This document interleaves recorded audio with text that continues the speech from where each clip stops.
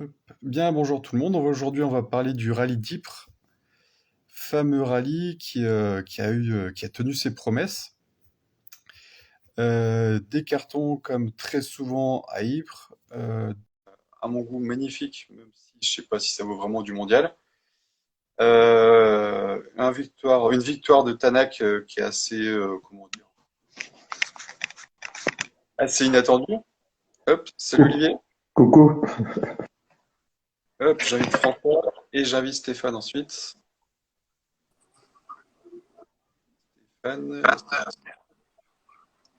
Voilà. Tac. Bon, bonsoir messieurs. Voilà, c'est bon, Stéphane arrive. Voilà, On est salut à tout le sur monde. aujourd'hui. Coucou tout le monde. Ah, ça fonctionne, Bonsoir. ça. Bonsoir tout le monde. Stéphanie, la bise.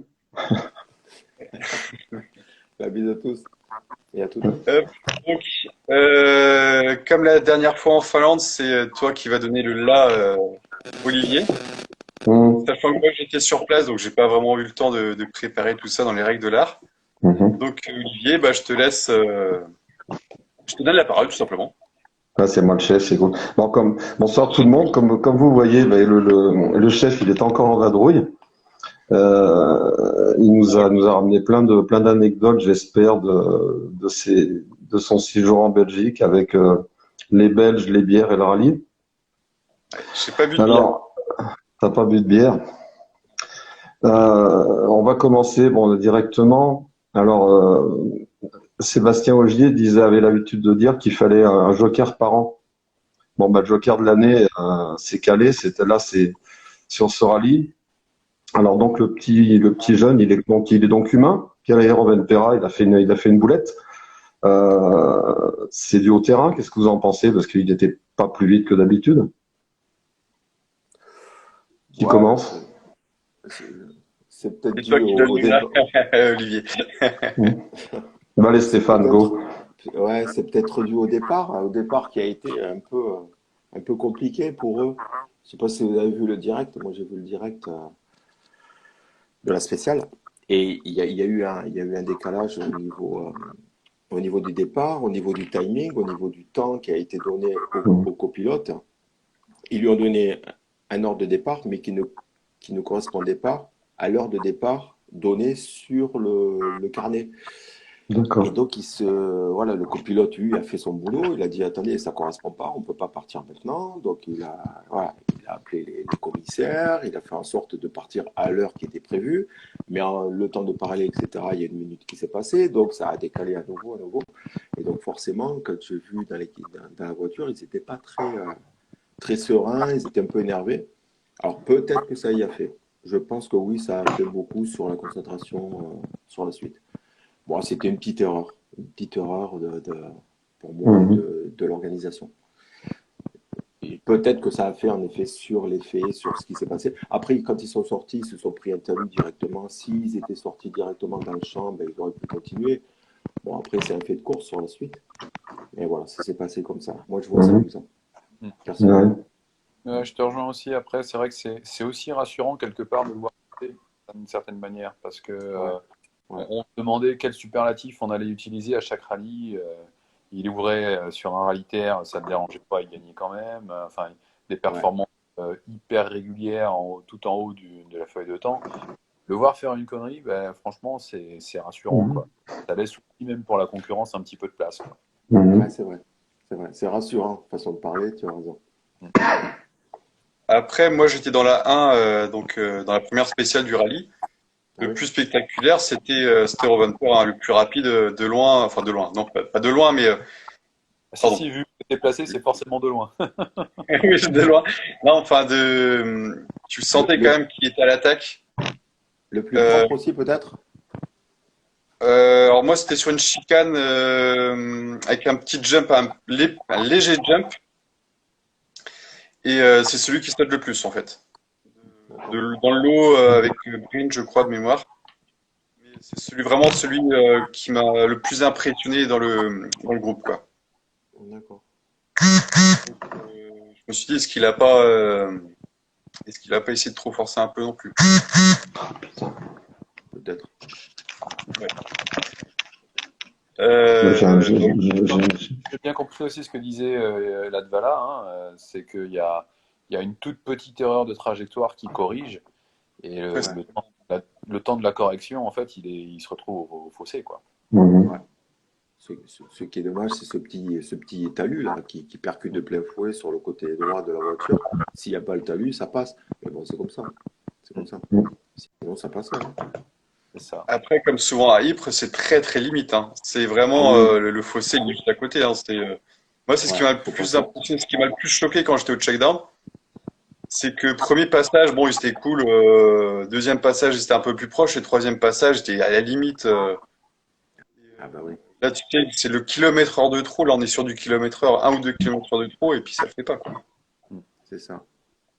Ouais. Ouais, parce que là, tu vois, le début de vendredi, moi j'étais en voiture, je remontais sur la côte, j'ai pas vu, j'ai pas fait tous les replays de S, j'ai pas eu le temps. Et donc là, ces précisions, j'étais pas au courant. Ford, point d'interrogation. Que faire? Ouais, c'est dommage, hein. Alors, euh, On en a parlé, on a entendu pas mal on commence à avoir pas mal de bruit.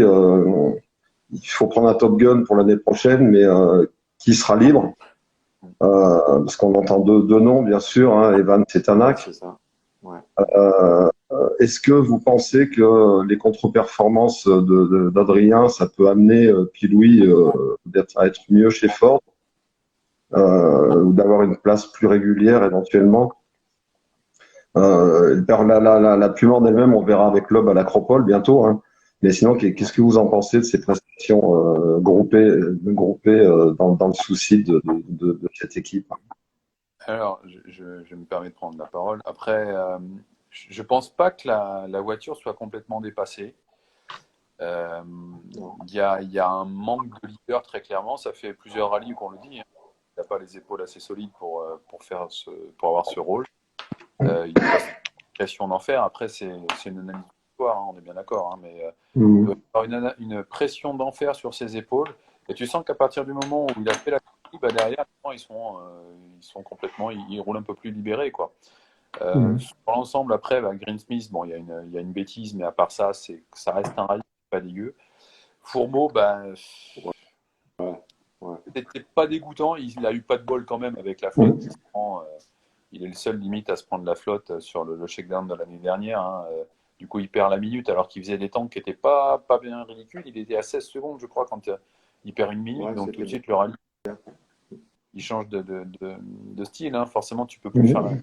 plus suivre la même route, hein. Et bah, celle-ci, par contre, ouais, elle est un peu dommage parce que il y a eu une telle hécatombe partout que là, il était 5, c'était un super résultat à son échelle, hein, un truc qui le rassure, même si au chrono, tu es loin. Bah, Mhm. forcément, ça fait des bons points, ça remet en confiance vis-à-vis de l'équipe. C'était tout bénef. Là, celle-ci, Ouais, elle fait vraiment tâche. Elle fait vraiment tâche. Après, ouais, on ouais. reparlera du pourquoi, du comment, peut-être un petit peu plus tard. Je ne me rappelle plus l'ordre des questions, mais on reviendra dessus certainement. Euh, la question par rapport à Pierre-Louis, tout dépend des contrats avec Red Bull, très certainement, quoi.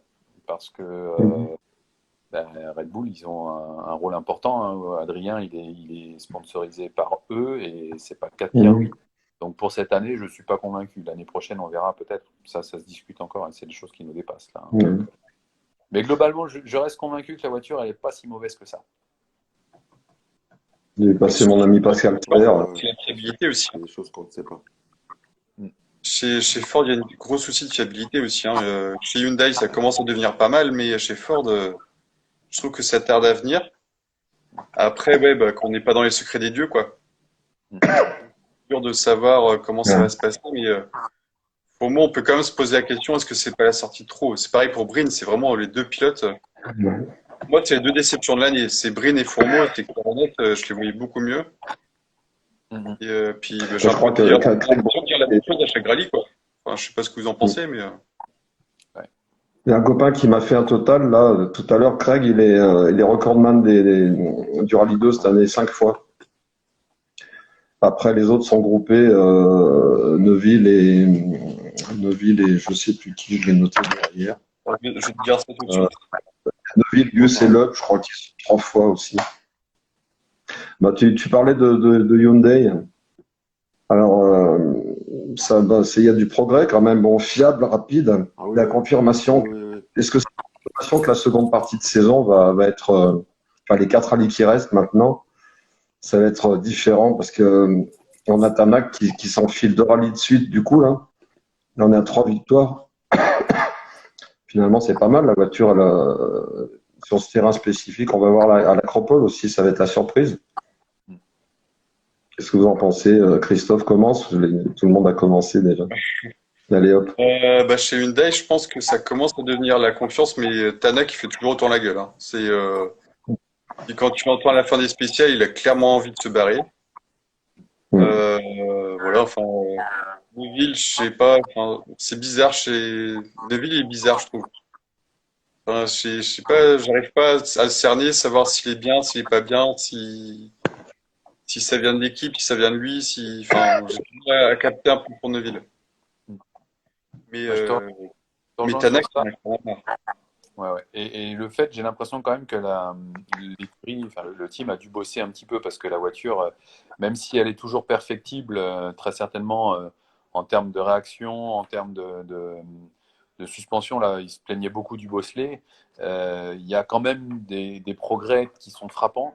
Et si on regarde bien les embarqués, on voit en vitesse de pointe, alors même si on peut toujours douter de l'infographie et des vitesses affichées, c'est la Hyundai toujours la plus rapide. Et c'est la seule qui dépassait les 190 sur les endroits où ils ont. Ça veut dire qu'elle a un moteur qui est vraiment le meilleur moteur, comme on l'a dit la dernière fois à propos de la. Oh, Et ne gagne pas 2 rallyes de suite si spécifiques comme ça sans avoir une voiture qui a profondément évolué, quoi. Donc, pour moi, il y a eu un gros boulot chez Hyundai. Après, là, on sent que les 2 coques dans la basse-cour, bah, il y en a un de trop. Neuville, depuis le temps qu'il y est, il fait partie des meubles. Tanak, on sent très clairement, vu tout ce qu'il balance, que inévitablement, l'année prochaine, il devrait aller voir ailleurs si l'herbe elle est pas plus verte. Alors après, est-ce qu'il va retourner chez Toyota ou Ford qu'il a déjà fréquenté? La question se pose. Mon avis, si Toyota a une petite place qui se libère, il serait bien inspiré de le prendre lui, quoi.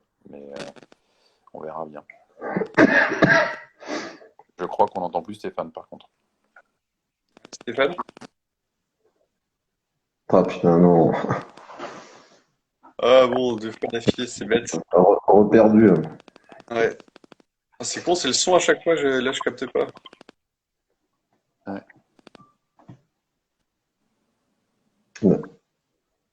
On t'entend pas, Stéphane. Ouais, il y a Là, je clairement un parce souci. que ça fonctionnait bien tout à l'heure. C'est ballot. Bon, on va tenter le coup. Tu éteins, Stéphane, et puis on réessaye. Je te réinvite.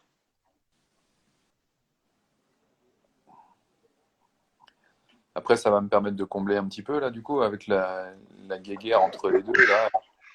Change Moi, la après, j'allais faire voici. Après, vas-y. pardon, ouais. Non, Je non, les trouve, vas-y, pars sur ton élan. j'allais dire, je les trouve un petit peu presque, parce que, voilà, ils sont pas, ils ont quel intérêt à faire ça, quoi. À la limite, s'ils veulent se battre dans les coulisses, c'est leurs histoires, mais faire ça au tout le monde, c'est un petit peu ridicule, quoi. On voit qu'il jette un petit peu quand même enfin, pas l'opprobre sur son collègue, mais pas loin, quoi. C'est douter de l'information qu'il donne. Bon, j'ai pas l'impression que chez Hyundai, il y a vraiment trop de secrets entre les équipages, hein. Donc là,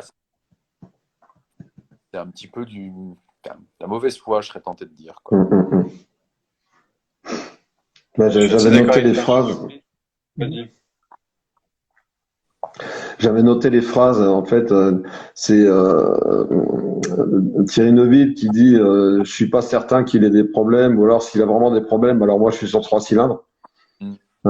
Du genre bon voilà quoi. Et c'est vrai que Tanak il avait dit, je sais pas pourquoi, il a répondu, je sais pas pourquoi Thierry est comme ça entre confrères, on devrait se battre contre les autres teams et pas entre nous, quoi.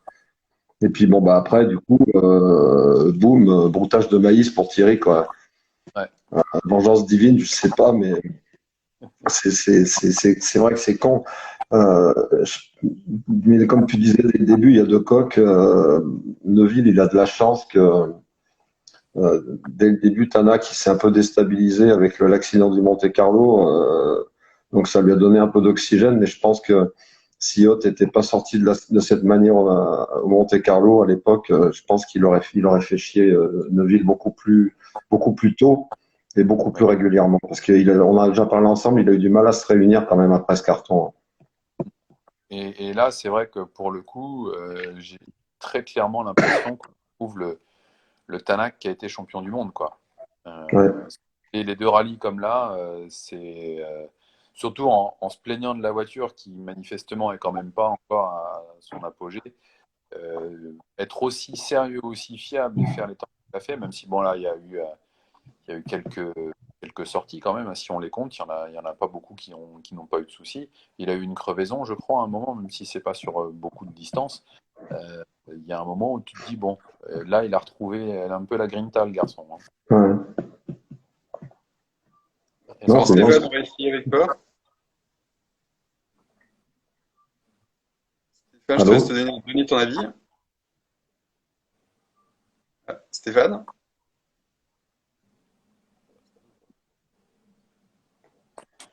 Ça fait un peu interview. Léon, je ne vous entends plus, Léon. C'est un peu ça, ouais. C'est un peu ça, malheureusement, on t'entend plus, Stéphane. Ah merde. Voilà, faudrait qu'on trouve la solution. Putain, je comprends pas. Ouais. Mm. Donc, bah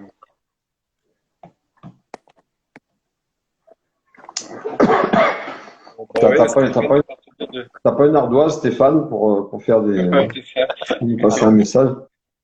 Je sais pas, les langages des signes, apprenez le langage des signes pour le prochain live. Ben non, ça veut pas, hein. Voilà. On continue vite fait juste avec Hyundai 2 minutes. Du coup, Oliver, il était un peu plus à l'aise. Alors moi, il était dans les chronos d'Adrien Fourmeau finalement. Alors, est-ce que c'est mieux pour Oliver d'avoir été dans les chronos de Fourmeau ou c'est un petit peu moins gratifiant pour Adrien d'être dans les temps du gamin qui est normalement moins vite sur goudron que lui sur tarmac, même si c'est une piste particulière, quoi. Qu'est-ce que vous en pensez? Vas-y, François. Tout dépend. Alors certainement ce qu'on leur avait demandé de faire sur ce rallye et on compare aussi la Hyundai et la Ford, quoi. Donc je serais tenté de penser que pour Solberg c'est une bonne performance parce qu'il a quand même fait un rallye assez solide, des temps qui sont ridicules. Euh, Surtout psychologiquement après la cagade de la Finlande, se ressaisir et finir sur un top 10, ça c'est pas mal. Après, c'est vrai que c'est moins flatteur pour Adrien qui est censé normalement être devant, quoi. Donc on peut toujours demander. Alors là, c'est pareil, c'est à la louche, hein. Combien rend la Ford par rapport à la Hyundai sur, le, sur 1 kilomètre de spécial goudron? Mais je pense quand même que c'est plutôt un très bon résultat pour Solberg et encore plus, bon, vu qu'il est sorti, une déception pour Adrien, ouais, très certainement. Je suis assez d'accord, ouais. Pour Fourmeau, c'est quand même... c'est dur, ça, déjà qu'il est pas en confiance. Alors si en plus on lui rajoute un pilote de second couteau, enfin second couteau, oui, c'est un peu dur, mais c'est quand même, c'est pas un top gun, quoi. Mm. Il est censé être meilleur que Solberg, donc s'il est dans les temps de Solberg, voilà, Mm. c'est moins bien. Ouais. Après, pareil, j'ai vu Solberg tout à l'heure avant le départ de la dernière au parc fermé. Je trouvais très détendu, très avec le sourire.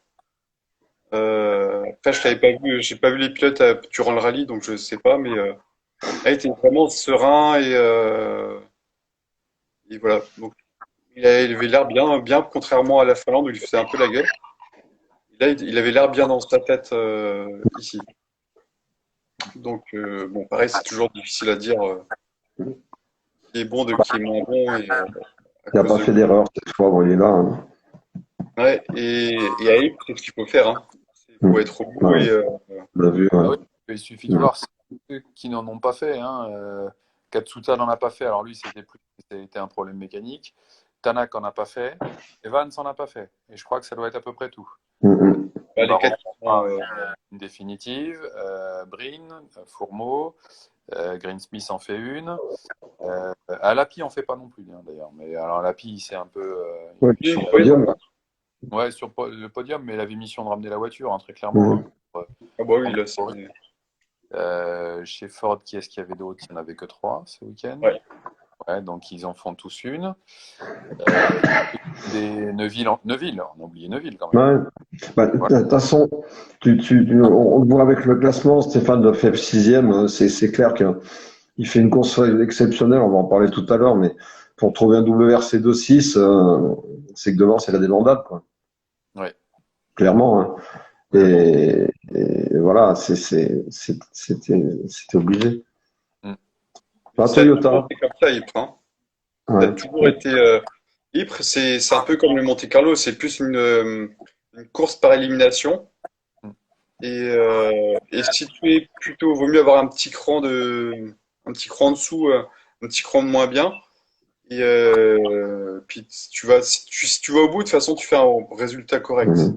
C'est une course C'est de patience et à élimination, ouais, c'est ça. Moi, je c'est suis comme bien un désolé Monte-Carlo. d'avoir perdu Stéphane. Bah, pardon, je t'interromps. Je suis bien désolé d'avoir perdu Stéphane. Il nous dit coucou, hein, Ouais, j'ai envoyé un petit message. Ouais, c'est dommage, bon, tant pis. Et oui, du coup, tu m'as coupé. Ouais, Ce que je disais. Oui, c'est un peu comme un Monte-Carlo. Monte-Carlo avec du grip, quoi. Ouais. C'est une course par élimination. Et on aurait eu de la pluie, la grosse pluie, là, comme a eu Fourmeau durant tout le rallye. Là, ça aurait été beau, là. Là, c'était vraiment un terrain de grands garçons. Et le vainqueur, il aurait vraiment été méritant de chez méritant. Sans grippe pour le Là, coup, là. pardon? Avec la pluie, c'était sans grippe du tout. Ah là, oui, là, c'est vraiment enfin, le seul pilote que j'ai vu je veux dire sur la glace, mais c'est quasiment de la glace, hein. Mm. C'est Fourmeau dans la 4 là, j'étais sous la pluie. Et, tu sens que c'est vraiment sur des œufs, c'est mhm. vraiment limite, limite, limite. Mm. Et, euh, et là, si tu as tout un rallye comme ça, il faut être tout à la limite sans trop la dépasser. Déjà que c'est dur de juger le grip partant sec, mais alors partant humide, c'est pas un chondro, mais pas loin, quoi. Et Toyota, donc, comme on avait déjà dit précédemment, moi, les gens heureux n'ont pas d'histoire. Alors, même en déshabillant une caisse, le poupon, il n'a pas déstabilisé JML, hein. Lui, il a l'habitude quand même, il est bien rodé. Son écurie, elle est rodée à tout ce genre de boulot. Alors, bon, il manquait Calais, mais alors Evans et Epi, et Zappé Calais et Epi, ils ont fait le boulot finalement, hein. Un peu loin, la Pi, comme tu disais, fallait qu'il rentre. Mm, mm. Mais ils étaient en embuscade. Bon, mais il fallait pas que Tanak fasse une ânerie, sinon c'était un double étoile. Mm. Evans, il a cavalé pendant un moment. Après, je pense que ce matin, il a clairement levé. Je sais pas ce que vous en pensez, enfin clairement, mais il pouvait pas remonter. C'est en embuscade. Et bah, la Yaris, elle est égale à elle-même, quoi. Il n'y a pas de souci notable sur la voiture, hein. C'est costaud, ça va vite. Ouais. Et Mm, mm. Après, moi, qu'est-ce qu'on peut dire de mieux? bah, franchement, j'ai quand même. Alors, peut-être que je vais voir un petit peu noir, hein, mais j'ai l'impression que, en comparaison de ils sont en train de stagner un petit peu et que bon, il n'y a pas de doute sur le titre, hein, à un moment, hein, ça va leur retomber dessus, mais on sent qu'ils sont un petit peu moins dominateurs quand même, hein, il y a un petit relâchement. Ça pourrait, alors c'est facile à dire, hein, c'est juste une impression comme ça, mais j'ai vraiment cette impression-là qu'il y a un petit relâchement et que ben, la Yaris elle avance un petit peu moins vite que la Hyundai pour le coup, qu'il y a un peu moins de, peut-être un petit peu moins de travail ou un peu moins de comment dire. Ils sont sur une telle sérénité, ils sont certains des titres que du coup il y a pas forcément un besoin d'aller chercher les derniers dixièmes qui pourraient manquer à un moment ou à l'autre, quoi. Et j'ai vraiment l'impression d'une petite stagnation. On sent que ben, avant, quand ils accéléraient, quand il y avait un pilote Hyundai qui était dans les parages, s'ils accéléraient, ils accéléraient, quoi. Ça se sentait tout de Mhm. suite. Au chrono, ça se voyait. Là, tu sens qu'Evans, il fait un rallye, comme tu disais. Hein. Alors, même s'il prend 10 secondes de pénalité pour un pointage en retard, je crois. Non, en retard ou en avance, je ne sais jamais si c'est des. Là, c'est en retard. Ouais. Et il prend 10 secondes pour le retard. Donc, il finit à 5 secondes. Il était comme il fallait, quoi. Mais tu sens qu'il a accéléré sur les spéciales du jour, là. Il n'a pas fait de semblant. Il a essayé, toujours avec son style, le nez dans le volant, très, très fort. C'est impressionnant sa position. Voilà. Tu sens qu'il y allait, quoi. Et finalement, il reste derrière, quoi. Hein. Donc, par Adrien. Battez la main. Et donc, du coup, pour moi. Ouais, excuse-moi, je me suis pas maquillé, pardon. J'ai pas eu le temps. Ouais, mais t'inquiète pas. Pourquoi ça marche, toi, alors? Attends, j'ai coupé, j'ai complètement coupé François. Non, mais t'inquiète, j'avais fini. Hein, c'était pas un souci. D'accord. Mais pourquoi ça marche, moi? C'est ce que tu me demandais, Olivier? Ouais, mais il doit y avoir un truc qu'il faut qu'on découvre, là. Ouais, moi, je Ah sais, non, c'est juste parce que je suis le patron, c'est tout. Non, je sais pas pourquoi. Honnêtement, j'en sais rien. J'ai pas suivi. Je suis désolé, les gars. Je rentre juste. J'ai pas vu le début du live, pour être honnête. Je sais même pas de quel rallye ça parle. Voilà, je sais pas. le rallye de la Charpie. Bon, bah alors tu peux quitter le live, hein, du coup. C'est sympa d'être passé. Et Christophe, tu disais tout à l'heure, on disait la pile était là pour amener la voiture à un moment banquet, mais tu penses pas que vendredi il a essayé d'attaquer un peu, comme j'ai pas tout vu vendredi. Hein. Bah, j'ai pas tout vu non plus, mais bah, moi, Evans, il me déçoit un petit peu, perso.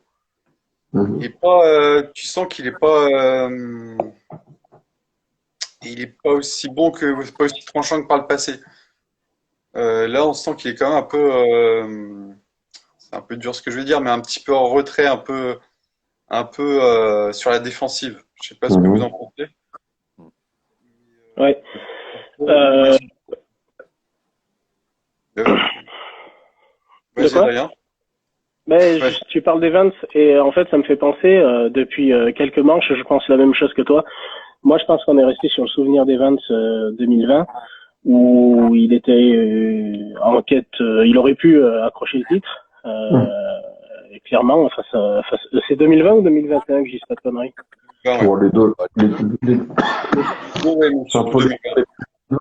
Enfin voilà, et en fait, si on se rappelle un petit peu, les débuts de saison, ils n'étaient pas non plus exceptionnels, et c'est quand il commence à être proche on dirait que c'est quand il sent qu'il peut arriver à accrocher le truc, qu'il a un surplus de motivation, et peut-être que ça l'encourage un peu. Alors là, c'est vrai qu'il est très loin comptablement au niveau championnat, et peut-être que du coup, il n'a pas la fougue suffisante pour jouer devant, mais c'est vrai que sur ces derniers rallyes, c'est assez décevant. On s'attend toujours à ce qu'il soit un peu plus devant, un peu plus hargneux, et il manque un truc. Et je suis d'accord avec toi. Et moi, je trouve que ce week-end, il lui a manqué quelque chose encore. Et je pense que sur asphalte, il est excellent et qu'il a les capacités d'être largement devant. Ouais. Il a toujours été, enfin toujours, il a souvent été assez bon. Je me souviens du Tour de Corse là où il perd dans la dernière spéciale avec la crevaison. Oui, et puis je pense pas, il me semble que c'était en Corse aussi en 2016, hein, avec la Fiesta WRC Ouais. aussi. Il a souvent joué dans les bons coups sur asphalte, mais là, il est bon, mais il me fait penser un peu à Hervonen, quoi. Mhm. Presque Moi, ce qui me fait, je vais revenir sur 2020. Quand il sort, quand ça se joue sur la dernière manche au Monza, où il sort sur la neige, et quand Gentleman britannique il prévient tout le monde, c'est bien 2020. C'est pas 2021, c'est pas l'année dernière, c'est 2020. 2020, ouais. Et moi, j'ai l'impression que ce moment-là, il avait l'adrénaline au taquet à 200%, et qu'il y a quelque chose qui s'est cassé ce jour-là. Peut-être que s'il avait fini le rallye et qu'il avait perdu à la régulière, je sais pas psychologiquement si ça aurait joué, mais moi je trouve qu'il y a un truc qui s'est passé, et depuis il est moins flamboyant. Ouais. Ouais, c'est possible. Il y a Maxime NFG qui nous dit Evans est invisible à cause de Romain Pera, c'est quand même 4 fois deuxième. Depuis le début de l'année, ouais. C'est vrai que c'est pas faux. Mmh. Ouais, j'allais dire, Oui, oui. une catastrophe, quoi. C'est les 3 premiers résultats, les 3 premiers rallyes où il fait 0 à chaque fois, quoi. Ou Hum. quelques petits, Ouais. alors qu'il passe par la case Super Rallye, quoi. Donc il y a un moment où c'est vrai que c'est assez décevant. Après, pour en revenir à l'API aussi, dont on disait qu'il fallait qu'il ramène la voiture, Mmh. mais c'était Julian Porter qui disait ce midi que ce serait intéressant de le voir sur une saison complète parce qu'il arrive Hum. un peu sur la soupe. Il fait presque pas de roulage. Il arrive un petit peu, presque pas au dernier moment quand Ogier décide de pas rouler, mais pas loin, quoi. Et du coup, le voir sur une saison complète avec le rythme des essais, la connaissance de la voiture, il disait que ce serait certainement quelqu'un qui serait en capacité de rivaliser avec un Rovanpera, justement. C'est vrai que ce serait Mmh. très intéressant. Alors ça Ouais. relance un peu les supputations sur les transferts de qui va aller où, quoi, parce que Toyota, ils ont peut-être pas forcément besoin d'accueillir quelqu'un d'autre. Mmh. Ouais, Non, mais Valentin, si Evans part, c'est une bonne solution pour le remplacer. ouais, aussi. Ouais, Valentin qui dit effectivement, il était flamboyant encore au Mille-Lacs en 21, Evans. C'est vrai qu'il a fait des belles courses en 21, mais pas la saison complète, quoi. Pas une saison où il était en mesure de contester le titre à Ogier plus que l'année d'avant. Bon, l'année d'avant était un peu spéciale, était plus courte, il y a eu le Covid, il y a eu plein d'annulations. On va dire que ça fait aussi partie peut-être du cursus de la fin de 2020, hein, c'est possible. Et 2021, il était quand même plus hargneux que, enfin, je sais pas, il était mieux que cette année, c'est sûr. Mais là, mine de rien, il est Evans, quand même troisième au championnat, hein. Oui. Il a passé Evans, il Neuville, fait pas. Oui, mais bon, après, être hein. Oui, troisième bon, au championnat, sans dire Neuville, que ce c'est soit pas plus, difficile, je veux pas dire que ce soit, c'est quelque chose de simple, mais quand tu vois les écarts sont astronomiques et bah, n'importe qui presque est troisième au championnat. Non, moi ce que je veux dire plutôt, c'est que Evans, il me fait penser, je reviens sur le mental, qui, je pense aujourd'hui en WRC plus que jamais compte énormément. Depuis l'ère 2017, où les écarts ont été encore plus resserrés à l'arrivée des spéciales, ben, si t'as pas un mental d'acier, eh ben, c'est un peu difficile. Et du coup, le mental, il est autant prépondérant que ton moteur qui ferait 10 chevaux de plus que le concurrent. Si tu as un mental d'acier comme un Ogier ou peut-être au Vanpera, aujourd'hui, on voit, il a l'air serein, que sans doute, bon, là, il a fait une connerie, mais on va pas lui, hein, c'est pas grave, on n'en parle pas. C'est peut-être un problème. Et je vois Tanak, par exemple, dès qu'il a un souci, il a pris une mauvaise pierre, il a un truc, machin, hop, il s'effondre, il fait la gueule, hop, c'est terminé. Et Evans, c'est peut-être un peu pareil. Voilà. Je pense que celui qui a le mental, alors c'est dommage parce que Neuville, pour le coup, il a un mental d'acier, mais bon, ça suit pas. Mais je pense que le mental, il est hyper important aujourd'hui. Peut-être autant que ta voiture. Alors tu vois, après il y a plein de problèmes chez Hyundai et peut-être que c'est là, peut-être que Neuville, lui, dans son mental, il a peut-être un mental d'acier quand le chrono il est déclenché, mais peut-être que quand il est en dehors de la voiture, ça joue énormément sur son mental ce qui se passe chez Hyundai, parce qu'apparemment c'est vraiment la merde si tu l'écoutes lui et même si tu écoutes Tanak. Voilà. Moi je pense qu'aujourd'hui le mental il a vraiment une part prépondérante dans ton résultat. D'accord. Et c'est clair. on revient sur Hirvonen. Hirvonen, ce qui lui a manqué à la fin de sa carrière, c'est le mental, hein. Ouais. Quand il était au top en 2009, c'était avec club et enfin presque avec club. Et dès qu'il a eu cette sortie en 2010 au Mille-Lacs, il n'y avait plus personne. Et pareil, tu vois Loubet l'an passé qui était 6 pieds sous terre et déprimé. Et puis là, tu le vois maintenant, c'est pas la même personne et c'est pas le même pilote. Et au contraire, Fromo, c'est pareil. Fromo, ce qui lui manque, ou Fromo ou Tanak ou Katsuta, pardon. Ce qui leur manque, c'est le mental d'acier qu'ils ont pu avoir sur 2-3 rallyes l'année dernière, quoi. En même Ouais, temps, t'as qu'un moteur, il va bien, hein. quand tu prends les boîtes qui se prennent, il y a peut-être un moment où même si tu as le mental qui va bien, tu relâches mentalement ou psychologiquement plutôt un tout petit peu l'accélérateur quand il y a un risque puissant, quoi. Parce que ton corps, il se rappelle aussi des sensations que ça fait, de ce que ça peut engendrer. Même si c'est ton métier, même si tu fais ce que tu aimes, il y a un moment où tu relâches peut-être un petit peu plus que ce que tu voudrais, quoi. Et c'est là que les dixièmes, ils s'en. Ouais, c'est clair. C'est sûr. Hein. Moi, je vous la refais. Est-ce que les Pirelli sont devenus les meilleurs pneus au monde? Il y a peu de crevaisons. Il y a eu Ah, des problèmes pneumatiques. Les problèmes pneumatiques, c'est avec les choix, avec c'est averse, pas averse. Mais sinon, les pneus, il n'y a pas de problème. Alors, j'avais vu un truc sur Facebook, et un jeune qui disait, ouais, mais putain, mais il glisse quand même. Il y a un moment où l'endroit où justement Brin est sorti, où Fourmeau a tapé c'est crado par terre, ça glisse, c'est pas la faute du pneu à mon avis, mais bon. Qu'est-ce que vous en pensez de ces gommes avec pour J'ai vu pas... Pardon, excuse-moi Adrien, j'ai vu de la Vas-y, pie c'était sur place, oui. avec une aile en moins, l'aile arrière droite de mémoire. Pardon. J'ai vu sur mes photos, je sais pas ce qui s'est passé après. Alors là, pour le coup, c'était vendredi, je crois. Mais je sais pas si c'était une crevaison ou si pourquoi il y avait une aile. Il avait tapé. Elle est tapée. Ok, d'accord. Parce que là, je n'ai pas suivi l'histoire. Bon, autrement, bah, ça va quoi. ouais, rien à dire en particulier. Hein. Pas du rêve, mais Mais pour pas glisser en Belgique, c'est quand même, voilà, quoi, c'est quand même un terrain glissant. Il y a des cordes qui sont, regarde Neville, il s'est piégé parce que t'as une corde qui a été salie, enfin un virage qui a été sali par ceux qui partaient devant. Donc ouais, après les analyses de forumers ou de youtubeurs, c'est Ouais, bon, c'est ce qu'on fait nous, mais nous on a une certaine légitimité quand même, c'est pas déconner. avec justement avec les cordes de sanglier qu'ils ont pris, il n'y a pas eu de crevaison. C'est surtout ça que je voulais souligner parce que la plupart du temps, au début de la saison, on parlait de leur trage un peu osé, quoi.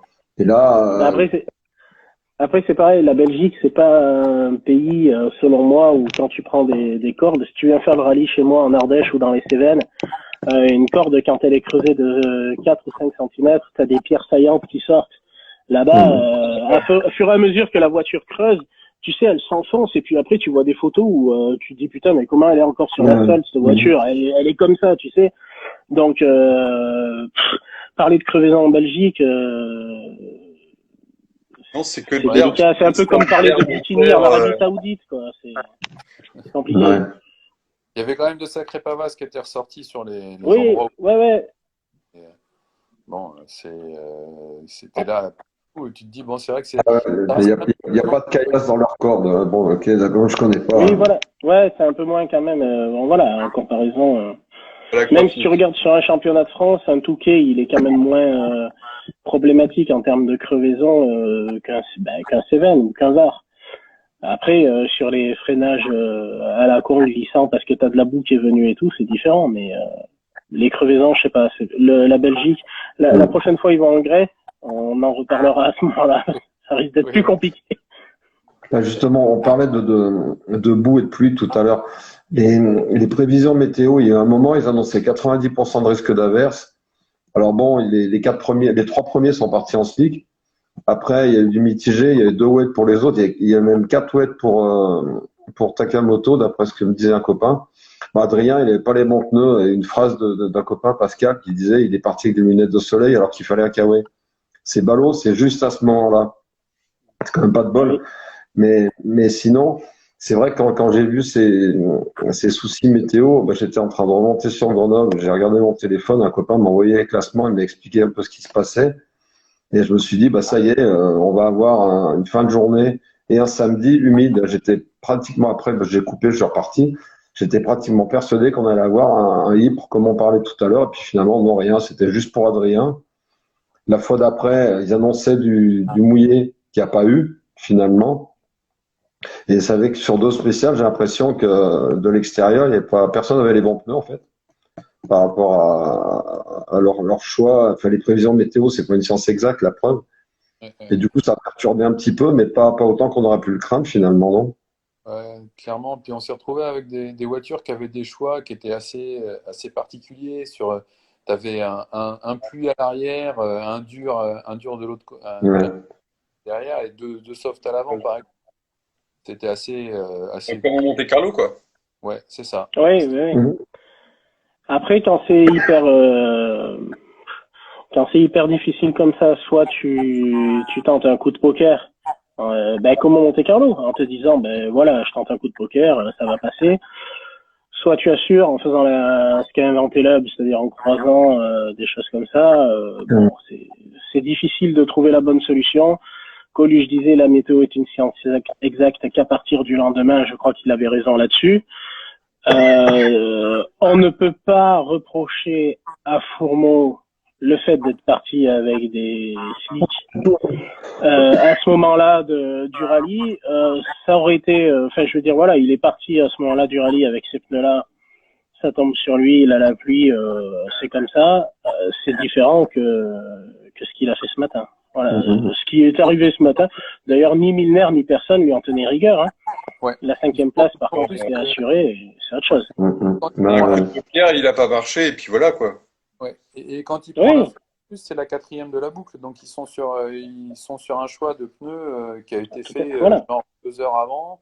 Ils ont déjà 3 spéciales dans les pattes et là ça se joue à 10 minutes, hein, grosso modo. De toute façon, depuis la Richards où on ne peut plus changer de pneus à la fin de chaque spéciale ou toutes les 2 spéciales, ce type-là de choix, il peut pas être reproché à aucun pilote.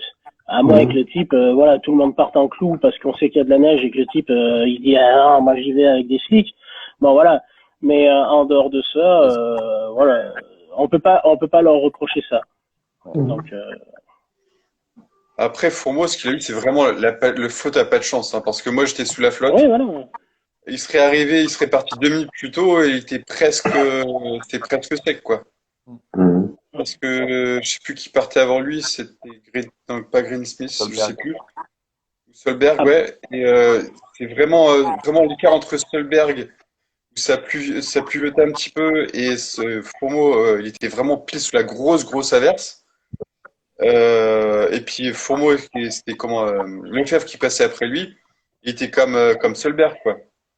Donc ce qui est dramatique, vraiment, il a pris la mauvaise partie au mauvais moment et c'est vraiment dramatique.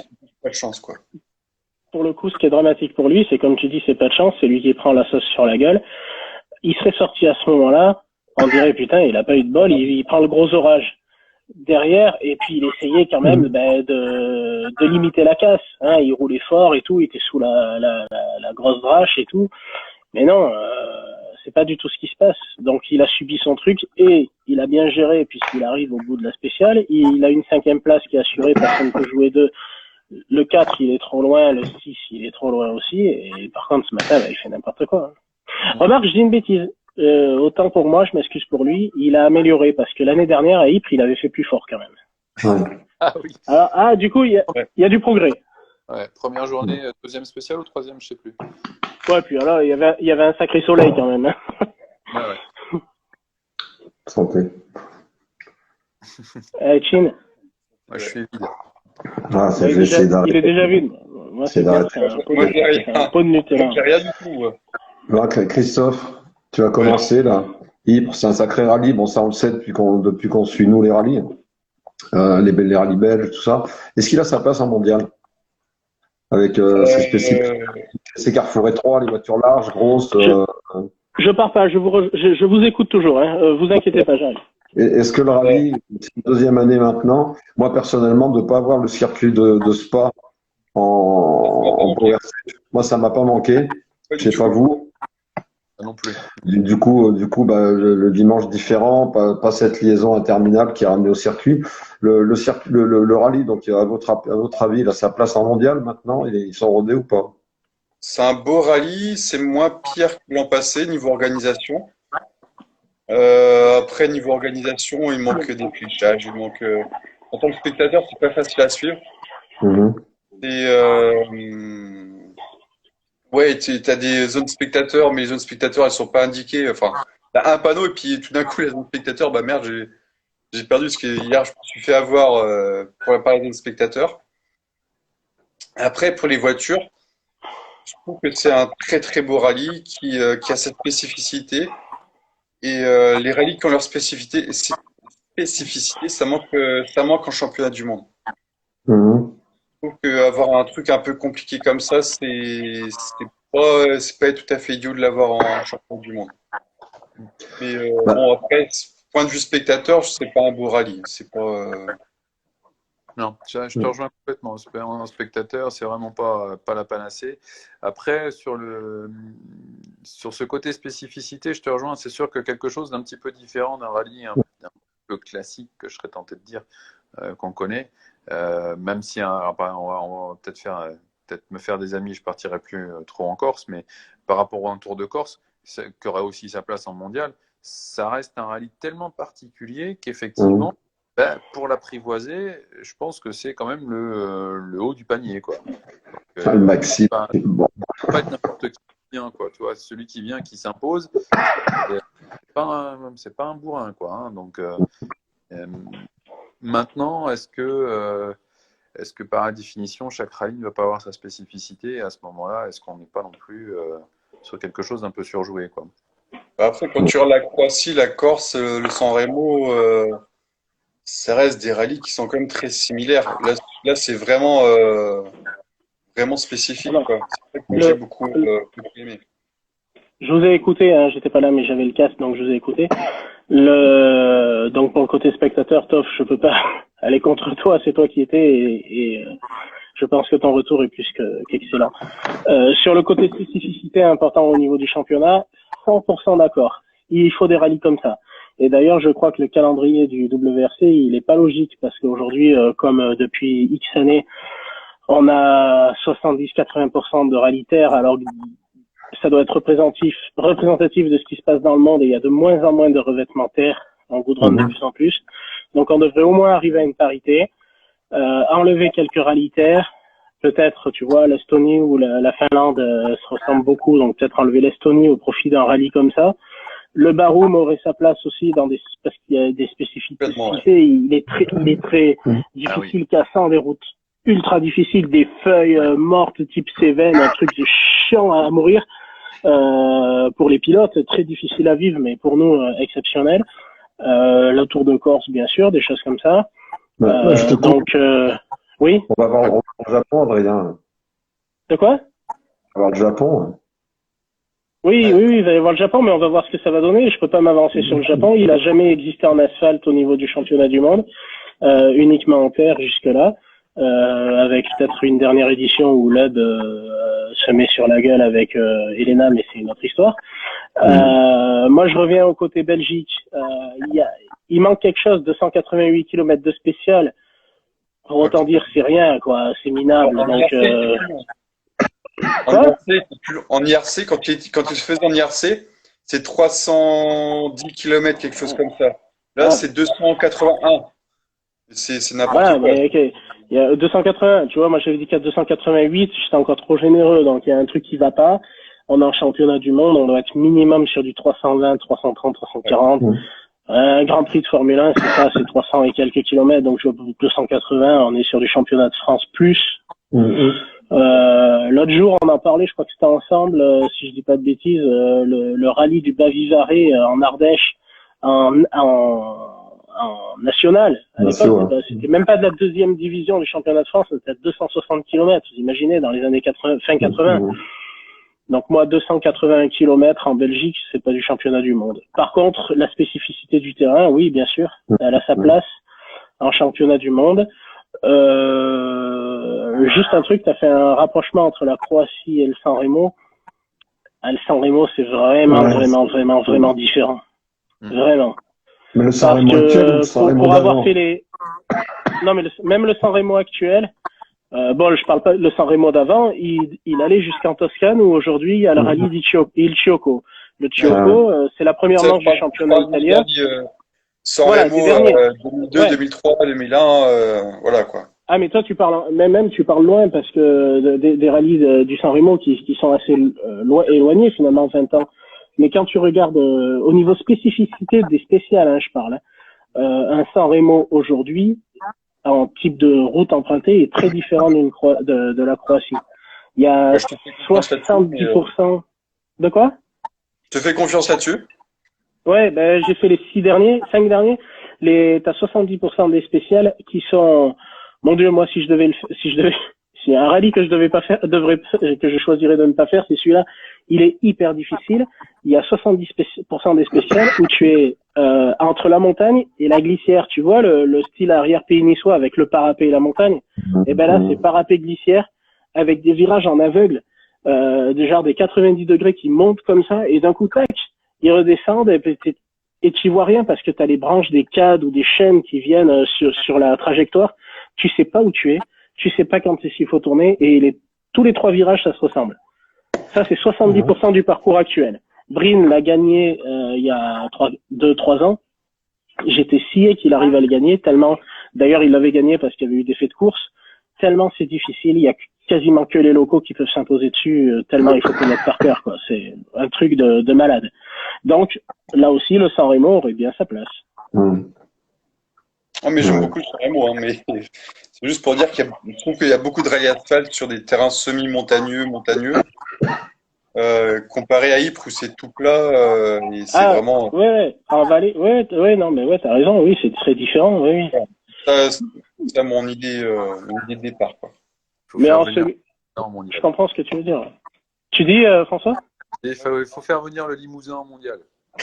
Oui, voilà, non, mais c'est. Je suis pas grosse. Ça Ou ferait le un Rouergue, chez moi.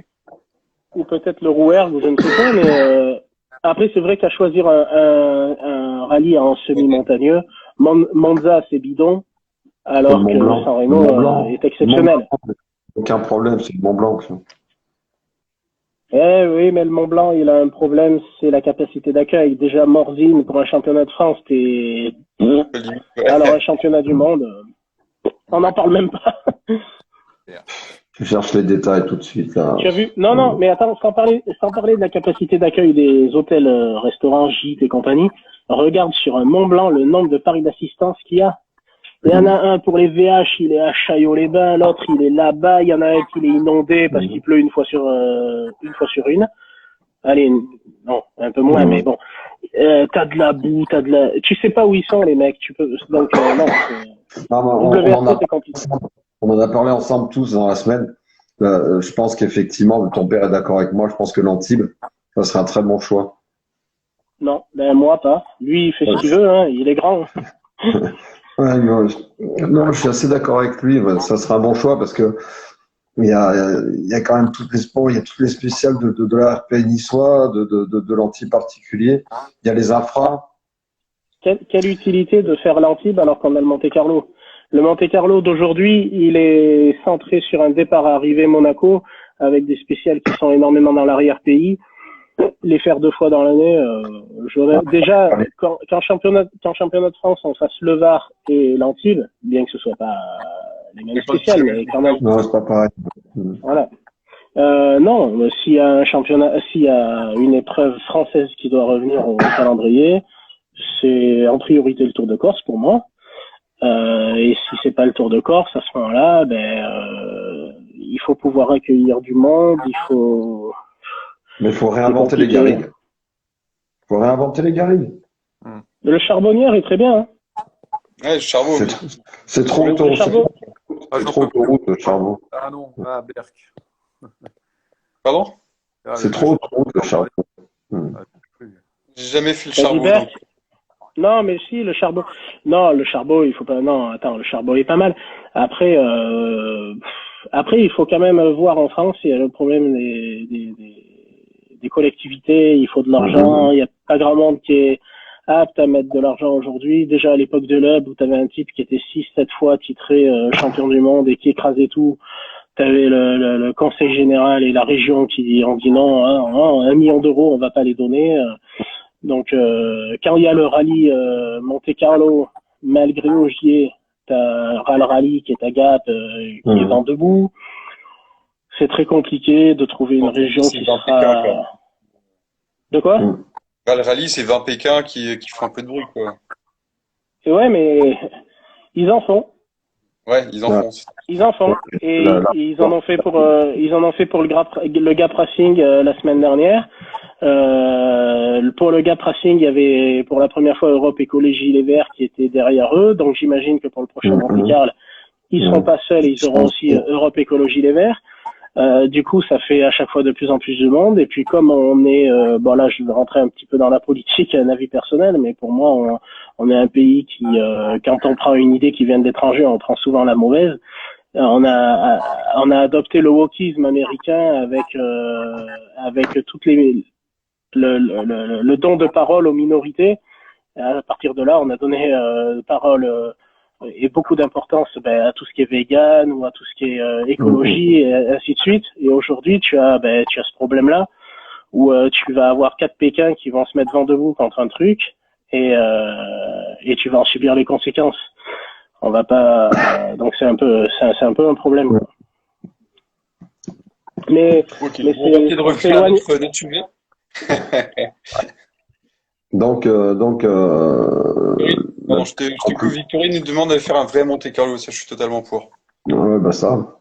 Donc, en conclusion, le Ypres, il mérite. Et puis c'est tout. Pour moi, ça mérite. WRC2, la grosse perf. Moi personnellement, j'ai mis grosse perf attendue de Lefebvre parce que c'était clairement l'épouvantail pour pas mal de monde.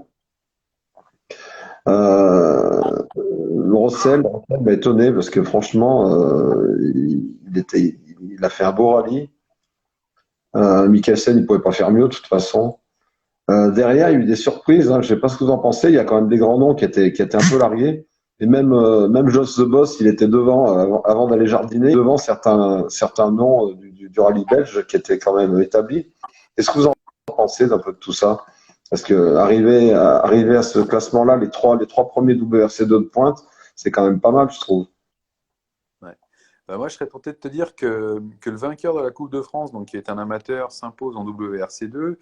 C'est quand même une perf. Ah, ça montre le niveau du sport amateur en France. C'est assez remarquable, somme toute. Voilà. Après, effectivement, Lefebvre, il est attendu parce que il est en tête du championnat de Belgique. Ça va être son terrain de jeu. Il répond exactement à ce qu'on attend de lui. Très clairement. Mikkelsen, il assure tranquillement sa petite deuxième place pour être sacré à la fin de l'année. Rossel peut-être un petit peu en dedans, mais c'est un rallye tellement spécifique. Voilà, c'est ça. Il fait le job, il reste en lice pour le titre mondial, c'est une bonne perf. Après, je te cache pas que derrière, j'ai pas trop suivi. J'ai vu que Gino Bux avait fait quelques belles perfs aussi. C'est pas dégueu à avoir roulé, mais le père Verstappen, il s'est mis dehors, je crois. Ouais. Mais il était 20e, c'est quand même pas mal. Ouais, c'est pas mal. Ouais. Pour un Après, débutant, derrière, tu avais des Griazine, des Bulassia, tout ça. Ils ont pas fait un bon rallye par rapport à leur perf habituelle, quoi. Ça montre un rallye qui doit s'apprivoiser avant de faire un truc. Ou alors d'avoir une aptitude, justement, comme Lefebvre, à rouler sur ces terrains-là et à y être très performant. Voilà. Oui, le WRC2, ouais, Lefebvre, il est quand même sur son terrain, là. C'est quand même, il est chez lui, alors il habite pas loin de là. C'est vraiment, il connaît très bien le terrain. Je sais pas combien de fois il a fait Ypres, mais il a fait quand même pas mal de fois par le passé. Donc, sa perf, elle n'excuse, enfin, il avait aucune excuse, là, en fait. Maintenant, donc, il y a Mikkelsen, pareil, Mikkelsen, moi, je l'avais vu en 2012 déjà, à Ypres avec la Skoda. La version SD. Rossel derrière, il pouvait pas faire beaucoup mieux, je pense. Hein. Même si je l'ai vu faire tête à queue devant moi ce matin dans la première du matin là, il a fait un tête à queue devant moi. Mais après, il pouvait pas faire grand-chose de plus. Après, j'ai pas trop suivi les écarts, les chronos. J'allais te dire, ouais, je crois qu'il a moins d'une minute de Mikkelsen. Ou tout juste. Moi, je trouve que c'est bien ce qu'il a fait. 51 secondes de Mikkelsen. Donc, il a une 10 une 09, pardon, de Lefebvre et 51 de Mikkelsen. Ouais, c'est pas mal. C'est bien. Hein. On va dire que c'est honnête, quoi. Je suis là ou je suis pas là? Je suis là, tu es là, Olivier. D'accord. Rien. Non, mais je vois que dès que je parle du gouvernement, je suis déconnecté 3 fois, donc. C'est les Russes. Ouais, c'est les Russes. J'ai pas envie de parler de lui. J'ai donc du coup à peu près suivi ce que vous avez dit sur le WRC2. Il n'y a rien à rajouter à part ce que disait François. Je confirme à Maxime qui me dit que je suis là, merci. Je confirme ce que dit François. Le rallye est tellement spécifique que finalement les 5-6 qu'on a l'habitude de voir jouer devant dans la hiérarchie, ils sont pas forcément là. Et c'est ce qui se vérifie. Par exemple, au Monte Carlo, quand tu as un Monte Carlo difficile, eh ben, tu peux avoir un Siamin qui est pas trop loin ou autre. Et puis des types que tu te disais, quand tu fais les pronos au début, tu dis, ah ben à l'aise, il sera dans les 3 premiers, ben hop, il y a une couille ou une sortie, il est pas là. Voilà, ben, pas trop à ajouter. WRC2, vous avez tout dit. Hein. Après, moi, je découvre les résultats dans les yeux. J'avais pas vu que Chris Ingram était quatrième. Une belle perf d'Ingram. Griazin qui est pas sorti. Alors ça, c'est un truc. Bon, Ingram, bon, c'est pas le pilote qui envoie le plus de rêves, quoi. C'est Ben, champion d'Europe sur un vol. Je suis surpris de le voir quatrième, là, en fait. Et pareil, il a que une 35 de Lefebvre, donc c'est pas si mal que ça. Ah ouais, une 35, ouais, c'est pas. Ouais. C'est peut-être la plus belle perf de sa carrière, du coup. Ouais, c'est ça. Bon, il y a tu sais, pendant la Power Stage, ils ont envoyé les WRC1. Après, ils ont lancé des deux. Et ils ont lancé les derniers, donc les premiers du classement. Tout le monde se demandait pourquoi les WRC2 arrivaient. J'ai vu Ingram, c'est là que j'ai découvert son classement, en fait. Je l'ai pas vu remonter. Je l'ai pas vu remonter à cette place pendant le rallye, en fait. J'ai pas fait gaffe. Alors pour l'info, par contre, si vous, je sais pas si vous ne l'avez pas ou si ceux qui nous regardent ne l'ont pas, la façon dont on envoie les voitures dans la Power Stage, c'est par rapport à l'horaire télé, par rapport à tous les pays qui regardent, et on fait en sorte que les meilleurs passent à une certaine heure. Et c'est pour ça, des fois, que quand on a une WRC qui est en Rallye 2, eh bien, elle va être première des 3 spéciales du dimanche matin, mais par contre, on va la faire passer après, par exemple, au moment de la Power Stage. Voilà. Et vraiment, la Power Stage, ou si quelqu'un peut être en retard et qui devrait partir 10e, ben aussi bien on va le faire partir 14e. Mais c'est vraiment défini par rapport à la télévision. Voilà. Mais il me semblait qu'il y avait un truc comme ça, mais je ne savais pas exactement comment ça fonctionnait, en fait. Ouais, mais là, ce qui s'est passé, c'est que comme il y a eu un gros arrêt de course avec l'accident de Fourmeau, c'est qu'ils sont arrivés très très en avance. Et ensuite, il y avait personne. Comme moi, quand je suis arrivé au regroupement juste avant le départ de la spéciale, il y avait que 5 voitures. Et je me disais, mais comment ils vont faire pour faire partir les autres, quoi. Et, ils ont fait au moins pire. Tout simplement, ils ne pouvaient pas faire autrement. Et voilà, quoi. D'accord.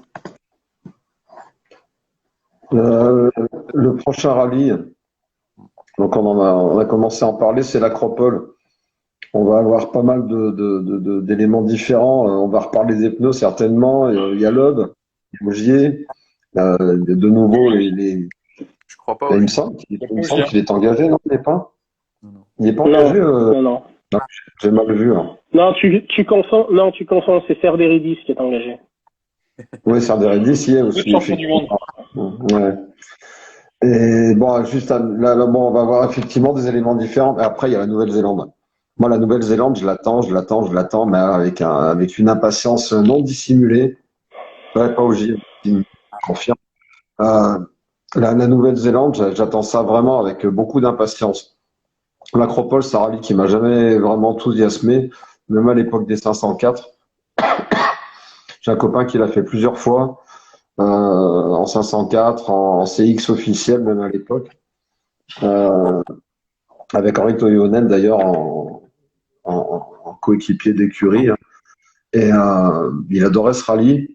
Moi, je sais pas, de l'extérieur, l'Acropole, ça me branchait pas trop. Vous en pensez quoi de l'Acropole, vous? Si je peux... Ah, pardon, vas-y. Non, vas-y, ça, c'est rallye loterie. Voilà.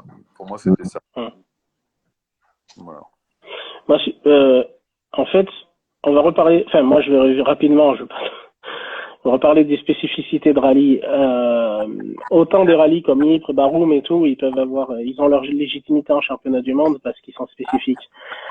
Et après, ce type de rallye-là, moi, je suis comme toi, Olivier, j'accroche pas du tout. Mais ils ont leur légitimité à partir du moment où on n'est pas sur un format sprint. Donc, deux choses d'une. Soit on accepte au niveau de la FIA de faire plusieurs formats de rallye différents, des formats de 3 jours comme on fait actuellement pour les rallyes avec des kilométrages compris entre 320 et 350 kilomètres.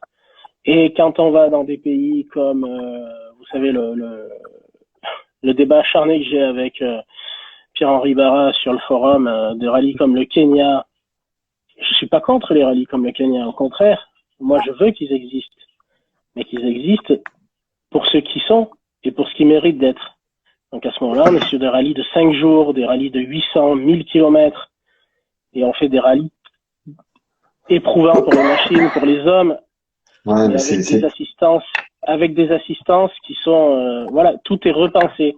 Donc soit la FIA accepte ça et on a 2 formats de rallye, on a des rallyes entre guillemets sprint et des rallyes spécifiques où on a toute une logistique adaptée. Soit on n'est pas capable et on veut pas ça, et bien à ce moment-là on passe à 14-15 rallyes par an, on se rejoint, on se rapproche de ce que fait la Formule 1, parce que là franchement attendre 2 mois et demi entre 2 rallyes pour faire des rallyes de 280 km. oui, on a eu une grosse pause. Aujourd'hui, quel constructeur accepte de faire limite une voiture spécifique pour un rallye spécifique? Personne. Je sais pas Bah si voilà. ça a coupé ou pas. Non, puis Un petit peu. le format, Je sais pas parce si que ça... je vous coupe, mais le format des De quoi? rallyes, il est pas, le format de tes rallyes long, il n'est pas vendeur à la télé, ils voudront jamais. Non, mais si, parce qu'ils en discutent quand même depuis 2-3 ans avec le nouveau président de la fédération qui vient d'arriver. On en discute de nouveau parce qu'il y aurait éventuellement un rallye qui serait sur, pas un format Dakar, hein, j'exagère, mais sur les Émirats Arabes Unis, qui serait donc sur plusieurs jours. Mais on peut pas faire des rallyes de 250 à 300 kilomètres, ou alors des rallyes comme en Jordanie où c'était tout préfabriqué, on prenait des bulles, on taillait des routes, des circuits, des machins, c'est ridicule. Donc soit, voilà, je sais pas si j'ai été entendu, j'ai vu que ça avait coupé, soit on se rapproche de la F1, on fait 15-16 rallyes dans l'année qui font 300 km et voilà, on aura au moins du rythme, même si c'est court. Soit on reste sur 12-14 rallyes, mais à ce moment-là, eh ben, ceux qui sont sur Terre, on accepte 3-4 épreuves un peu spécifiques, mais à ce moment-là, il faut qu'elles soient spécifiques. Il faut qu'on ait une voiture avec un schnorkel quand on va au Kenya, il faut que quand on aille en Acropole, on se dit putain, ils ont fait la Grèce, ils en sont sortis, ils ont gagné, parce que putain, ils en ont chié. À l'époque, tu me dis que t'as pas accroché, t'as pas apprécié à l'époque de 504. Moi, je sais pas, je l'ai pas connu. Je l'ai connu que dans les livres et dans les vidéos. Mais au moins, on voyait que les types, c'était des héros à la sortie. Ils en avaient chié. Neuville, il dit, ça me changera pas ma vie si je suis champion du monde ou pas. Mais à l'époque, ces mecs-là, s'ils gagnaient l'Acropole, ou le Kenya, ou le Monte-Carlo, ça leur changeait la vie. Ils avaient fait ça, ils s'en foutaient à la limite d'avoir le titre. Ils voulaient avoir ça. Ils l'avaient fait, ils avaient gagné, ils avaient réussi ça. Et il faut, voilà. C'est peut-être ça qui a changé, c'est qu'aujourd'hui, le mec qui gagne le Monte-Carlo, ça va faire 3 secondes 12 sur les journaux, ça va toucher la presse spécialisée, ça va toucher quelques personnes comme nous, mais globalement, à la limite, un mec qui aura pris des risques sur 5 jours, sur des vitesses folles, dans des routes étroites avec la montagne et le ravin, bah, il sera moins célèbre qu'un youtubeur, par exemple. Ah mais complètement, tu as entièrement raison. Hein. C'est fini. Hein. Tu as entièrement raison. Hein. Et si demain, tu sais, j'en avais parlé, j'avais fait un truc un peu décalé sur le forum. Si demain tu fais un championnat du monde de VR, réalité virtuelle, 100%, ben les mecs seront plus célèbres que les vrais. Hein. Y a pas de doute. Ouais. Hein. Tu fais 2 saisons de, comme tu dis, youtubeurs ou joueurs, je sais plus comment on appelle ces joueurs, joueurs, des gamers, je sais plus comment on appelle ça, c'est ma génération. Donc non, mais si tu fais 2 championnats, les mecs seront 100 fois plus populaires et non, mais ça c'est sûr, je suis d'accord avec toi. Maintenant, bon, nous on parle rallye, on parle de sujet d'homme, donc moi l'Acropole tel qu'il arrive dans 15 jours ou 3 semaines, il me branche pas du tout, il me donne pas envie de regarder, ça va être cassant, ça va pas durer longtemps. Le premier qui crève, il a perdu. C'est pas marrant. C'est pas marrant, voilà. C'est pas marrant. Tu vois, là, pour aller dans ton sens, il y a je sais pas si vous vous rappelez de rallye vidéo, et il y avait toujours une embarquée en séquence dans le rallye traité. Et pour l'Acropole 90, c'est les bonnes mémoires. La caméra embarquée, c'est le tracteur d'Ari Vatanen, la Mitsu, la première galante. Ouais. Et qui était pas joli, mais qui commençait déjà à aller vite quand même. Et dans un chemin de mule, vraiment, ça sans descente. Bon, le Vatanen, il met un vas-y qu'il y va. Il était pas venu faire dentelle. Il Mais fait du Vatanen, quoi. ça fait un bruit. Moi, j'ai fait quelques rallyes sur terre. Ça, dans les casques, ça sonne, les pierres, ça fait un bruit, c'est infernal.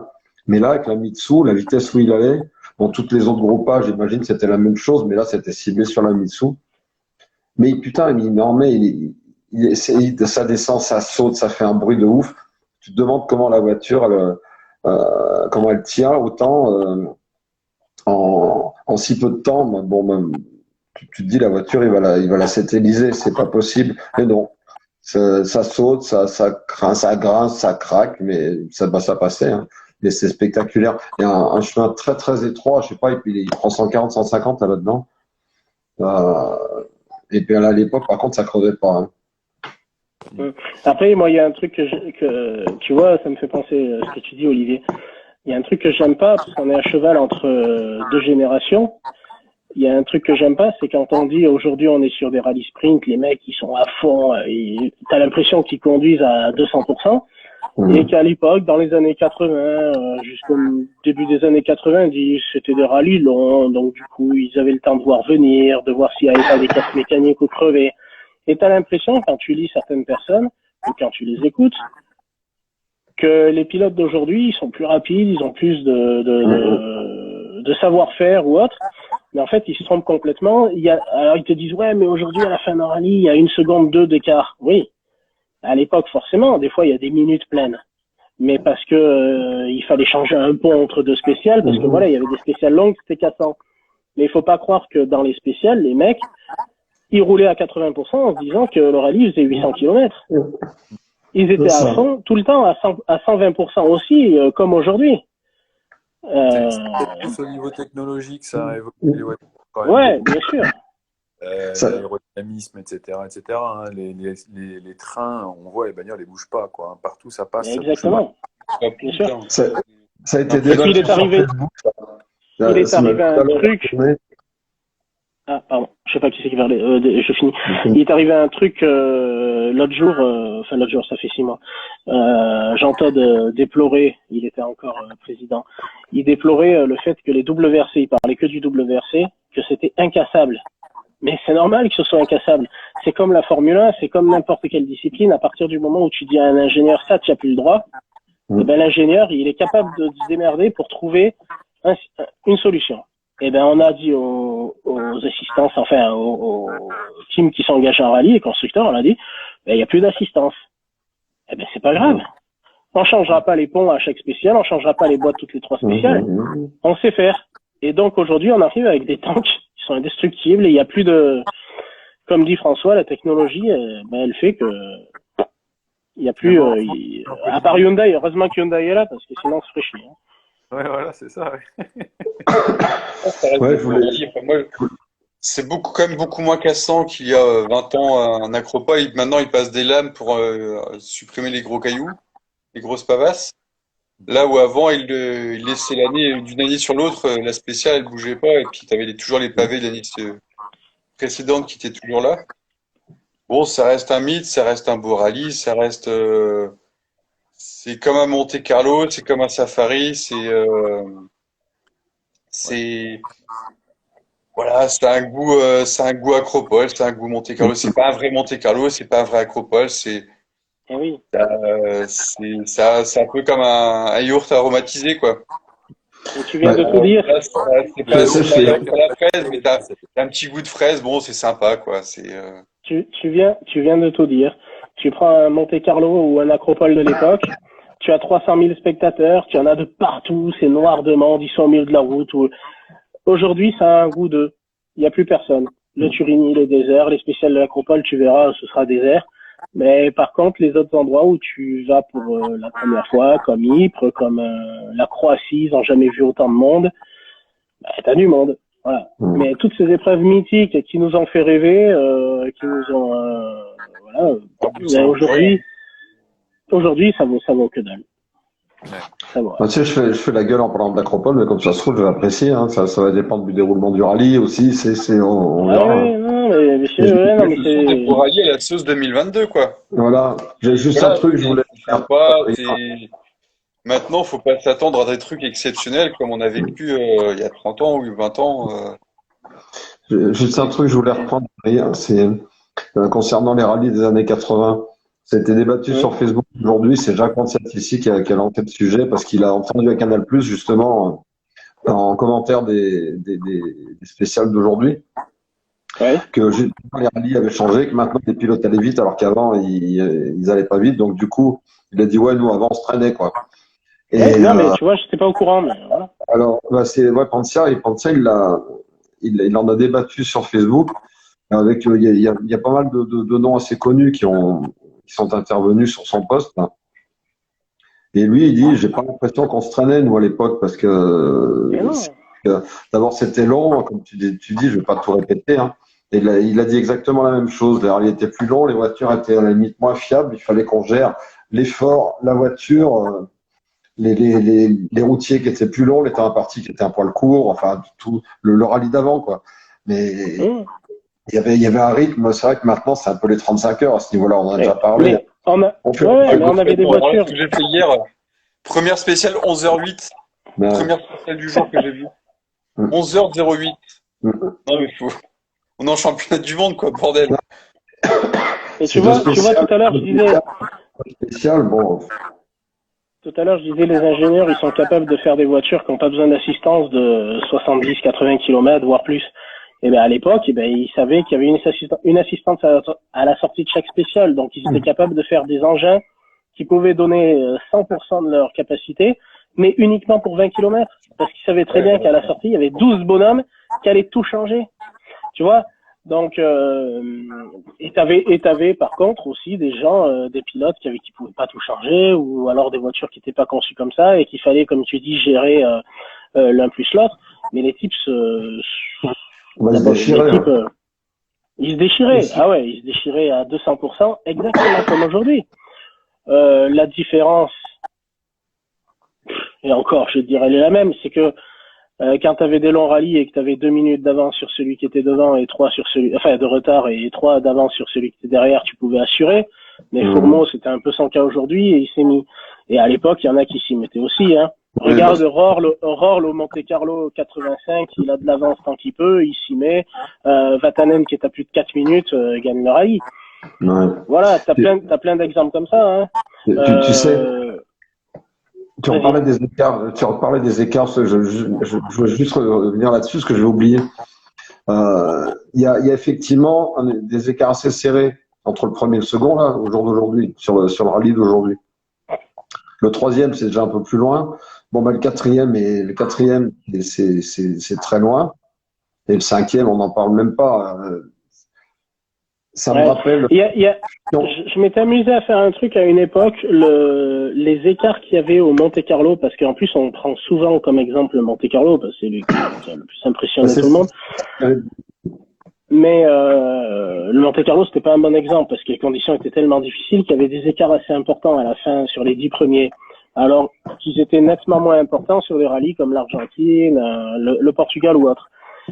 Et par contre, si on fait les écarts au prorata du nombre de spéciales et au nombre de temps couru, et ben finalement, c'est assez proche de ce qu'il y a aujourd'hui. Je m'étais amusé avec le WRC à le faire, et c'est à peu près similaire. Il n'y a pas de grosse différence. Même sur un rallye du Var, par exemple. Moi, je fais toujours les écarts au kill sur mon fichier de stats. Et on voit quand même qu'il y a une gros, comment c'est, 97, c'est vraiment, on sent tout de suite que les écarts, ils ont commencé à se réduire. Et depuis 2010, les écarts, ils sont assez similaires. On est toujours dans l'écart entre le premier et le troisième sur le podium. T'as toujours gros max une demi-seconde au kill, quoi. Ouais. Alors qu'avant, dans les années 70-80, là, c'était sur plusieurs secondes au kilomètre. Faut pas regarder. Moi, Mais après, comme tu dis, il faut faire le prorata avec les kilométrages. C'est intéressant de diviser l'écart par le nombre de kilomètres. Enfin, c'est de trouver un petit ratio même encore, c'est difficilement comparable parce que bon, à l'époque, ils reconnaissaient beaucoup. Hein, Ouais. l'appréhension des ES était complètement différente. Mais tu avais, bon, un VAR notamment, j'ai une année, j'avais regardé le classement du VAR sur les 6-8 premiers. Déjà, le second, il est à 3 minutes. Bon, c'est l'époque où tu avais Darniche devant Stratos, 131 derrière, une Porsche Groupe 4 ou 2 ou 3, une autre 131. Le deuxième est à plus d'une minute, le troisième est à 4-5 minutes, le quatrième est à 8 minutes. Ça faisait des écarts énormes sur 4 ou 5 premières places, quoi. Alors que maintenant, on n'a quand même plus ça, hein, effectivement. Mais tu as quand même, ils sont à combien WRC2? Ils sont à 5-6 minutes, ils sont sixième à 4 ou 5 minutes, je crois, j'ai plus en tête, mais Le fer est à 9 minutes 45 à ah, 2 putain, secondes au kill. ouais, C'est 2 secondes au kill avec entre une rallye 2 et une rallye 1, c'est honnête, quoi. ouais, c'est le taf, ouais, ouais, Ouais. Après, le goudron, ça fait des gros écarts. Hein. C'est pas... ouais. Bon, Non, eh ben, parce que 2 secondes au kill. il va être temps de te faire plaisir, Adrien, la note. Ah, la note. Ah. Ben, je sais pas comment le noter. Sur la spécificité du rallye, ben, je mettrais bien 8-9, tu vois. Bon, Sur la sur 10? longueur du rallye, ouais, 8-9 sur 10 sur la spécificité. Putain, ils en ont tous chié, c'était difficile, il y avait des surprises, c'est pas facile de tenir une auto là-dessus. Après, ben, tu vois, la longueur du rallye, tout ça, bon, ben, on serait plutôt sur un 2. Hmm, Et après, ouais, allez, un rallye en général, moi, je reste sur un 6, entre 6 et 7, pas plus. ouais. Ça vaut pas mieux. Ça vaut pas mieux. François? Après, tu vois, même si je regarde, excuse-moi, juste je termine, je vois Christophe qui a hoché la tête, ça me fait penser les photos qu'il nous a envoyées quand il était en place ce week-end. Franchement, Christophe, la dernière fois, je t'ai demandé si c'était une photo que tu mettais pour nous montrer ton emplacement ou si c'était vraiment ton emplacement. Franchement, ça m'a fait de la peine. Je me suis dit, putain, le mec, il a fait un déplacement de ouf. Il est allé là-bas pour être à 150 mètres du virage, Ouais. ou 100 Non, mètres, peu non, importe, non, ça non, paraît j'étais à 15 mètres, 15-20 mètres. 15 mètres. Ouais, La photo où je te pose la question, ouais, ouais, ouais. putain, ça fait loin. Moi, il me semble que ça fait Ouais, loin. ça Je me dis, t'es derrière la rubalise, elle est dans les maïs ou je sais pas quoi, là, ça me semble fait. loin. Non, non, je suis Je à me ouais, suis dit, putain, mais, une vingtaine de mètres de. ouais. Ouais, je trouve que c'est loin. Je trouve, franchement, je sais pas Ouais, si, j'ai ouais, pas c'est la abusé. perspective du passage. Je sais pas si ça risquait quelque chose ou pas, mais je trouve que c'est Non, loin. non, mais à Ypres, les commissaires sont chiants. Enfin, t'as connu ça, François, aussi l'an passé, hein, mais. Mhm. Et ce qui est dommage, c'est qu'ils le font pas au mois de juin. Au mois de juin, il y a pas de maïs, donc c'est beaucoup plus sympa. Tu vois beaucoup mieux les voitures, tu peux mieux te placer. Mais de toute façon, dans les Flandres, sont toujours la règle, s'il n'y a pas de ruelle, c'est 10 mètres. Mm. Mhm. Ah ouais, C'est d'accord. c'est la règle. Mais après, les voitures, elles vont tellement vite que les 10 mètres, ça me choque pas plus que ça. Ouais. Ouais. Ça me choque pas. Dans une bagnole qui roule à 150, 10 mètres, t'es pas si loin que ça de la route, quoi. Et puis Mhm. on croit qu'on peut réagir, mais on n'a pas le temps de réagir. Donc, ouais, ça me choque pas plus que ça. Leur règle n'est pas totalement idiote. Ouais. Mais il y a quand même, enfin, les commissaires qui sont quand même très très chiants. En plus, bah, quand tu demandes à parler français, donc c'est les Flamands, enfin les Flandriens, enfin, je sais pas comment on dit.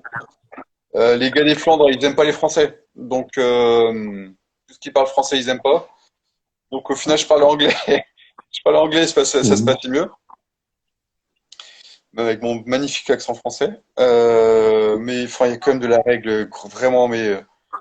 Hier, je Mhm. voulais faire j'étais dans une spéciale, il y avait une petite équerre, il y avait juste le panneau interdit aux spectateurs qui faisait chier. Je l'ai enlevé, ils l'ont remis. Juste, je me dis, ah, après la zéro, j'y vais en courant, je la sors. Et puis, je me suis fait engueuler et puis ils l'ont remis exprès devant moi, mais vraiment pour bien me faire chier. C'est pathétique, Ouais. ça changeait rien, les spectateurs étaient bien placés, enfin, ça m'a bien saoulé. Bon. Et du coup, ça m'a raté des photos alors que j'aurais pu avoir des trucs un peu plus sympas, mais bon, Et Mais c'est de la police bête et méchante. C'est voilà, c'est Il n'y a pas de réflexion, c'est pas, ils font rien pour aider les spectateurs, quoi. Tu mets un 2 donc, en conclusion. Alors, pour le rallye, c'est 7. Hein, c'est quand même un beau rallye. C'est, enfin, tout ce qu'on a dit tout à l'heure, j'aime beaucoup ce rallye. C'est un rallye qui m'a fait rêver depuis que je suis gamin. Quand je regardais dans Champions les résumés de Ypres, c'était vraiment beau. À Ypres, en juin, je lui donne un 8. Ce que j'ai fait là, c'est un 8-9. C'est beau. Ce que j'ai fait ce week-end, c'est 6-7, quoi. C'est, euh, c'est comme tu dis, Adrien, c'est un très beau rallye. C'est un rallye que j'aime beaucoup. Mais c'est dans les conditions que c'est organisé, c'est pas très bien organisé, c'est beaucoup pour le fric. Là, le pass à 100 euros, il faut pas abuser. C'est voilà, c'est oui 100 euros le pass. Putain, Euh, je savais c'est pas. abusé, et je l'ai pris comme un puant, et alors que j'aurais pu faire sans. Enfin bon, bref. Donc il y a facilement moyen d'éviter les marshals.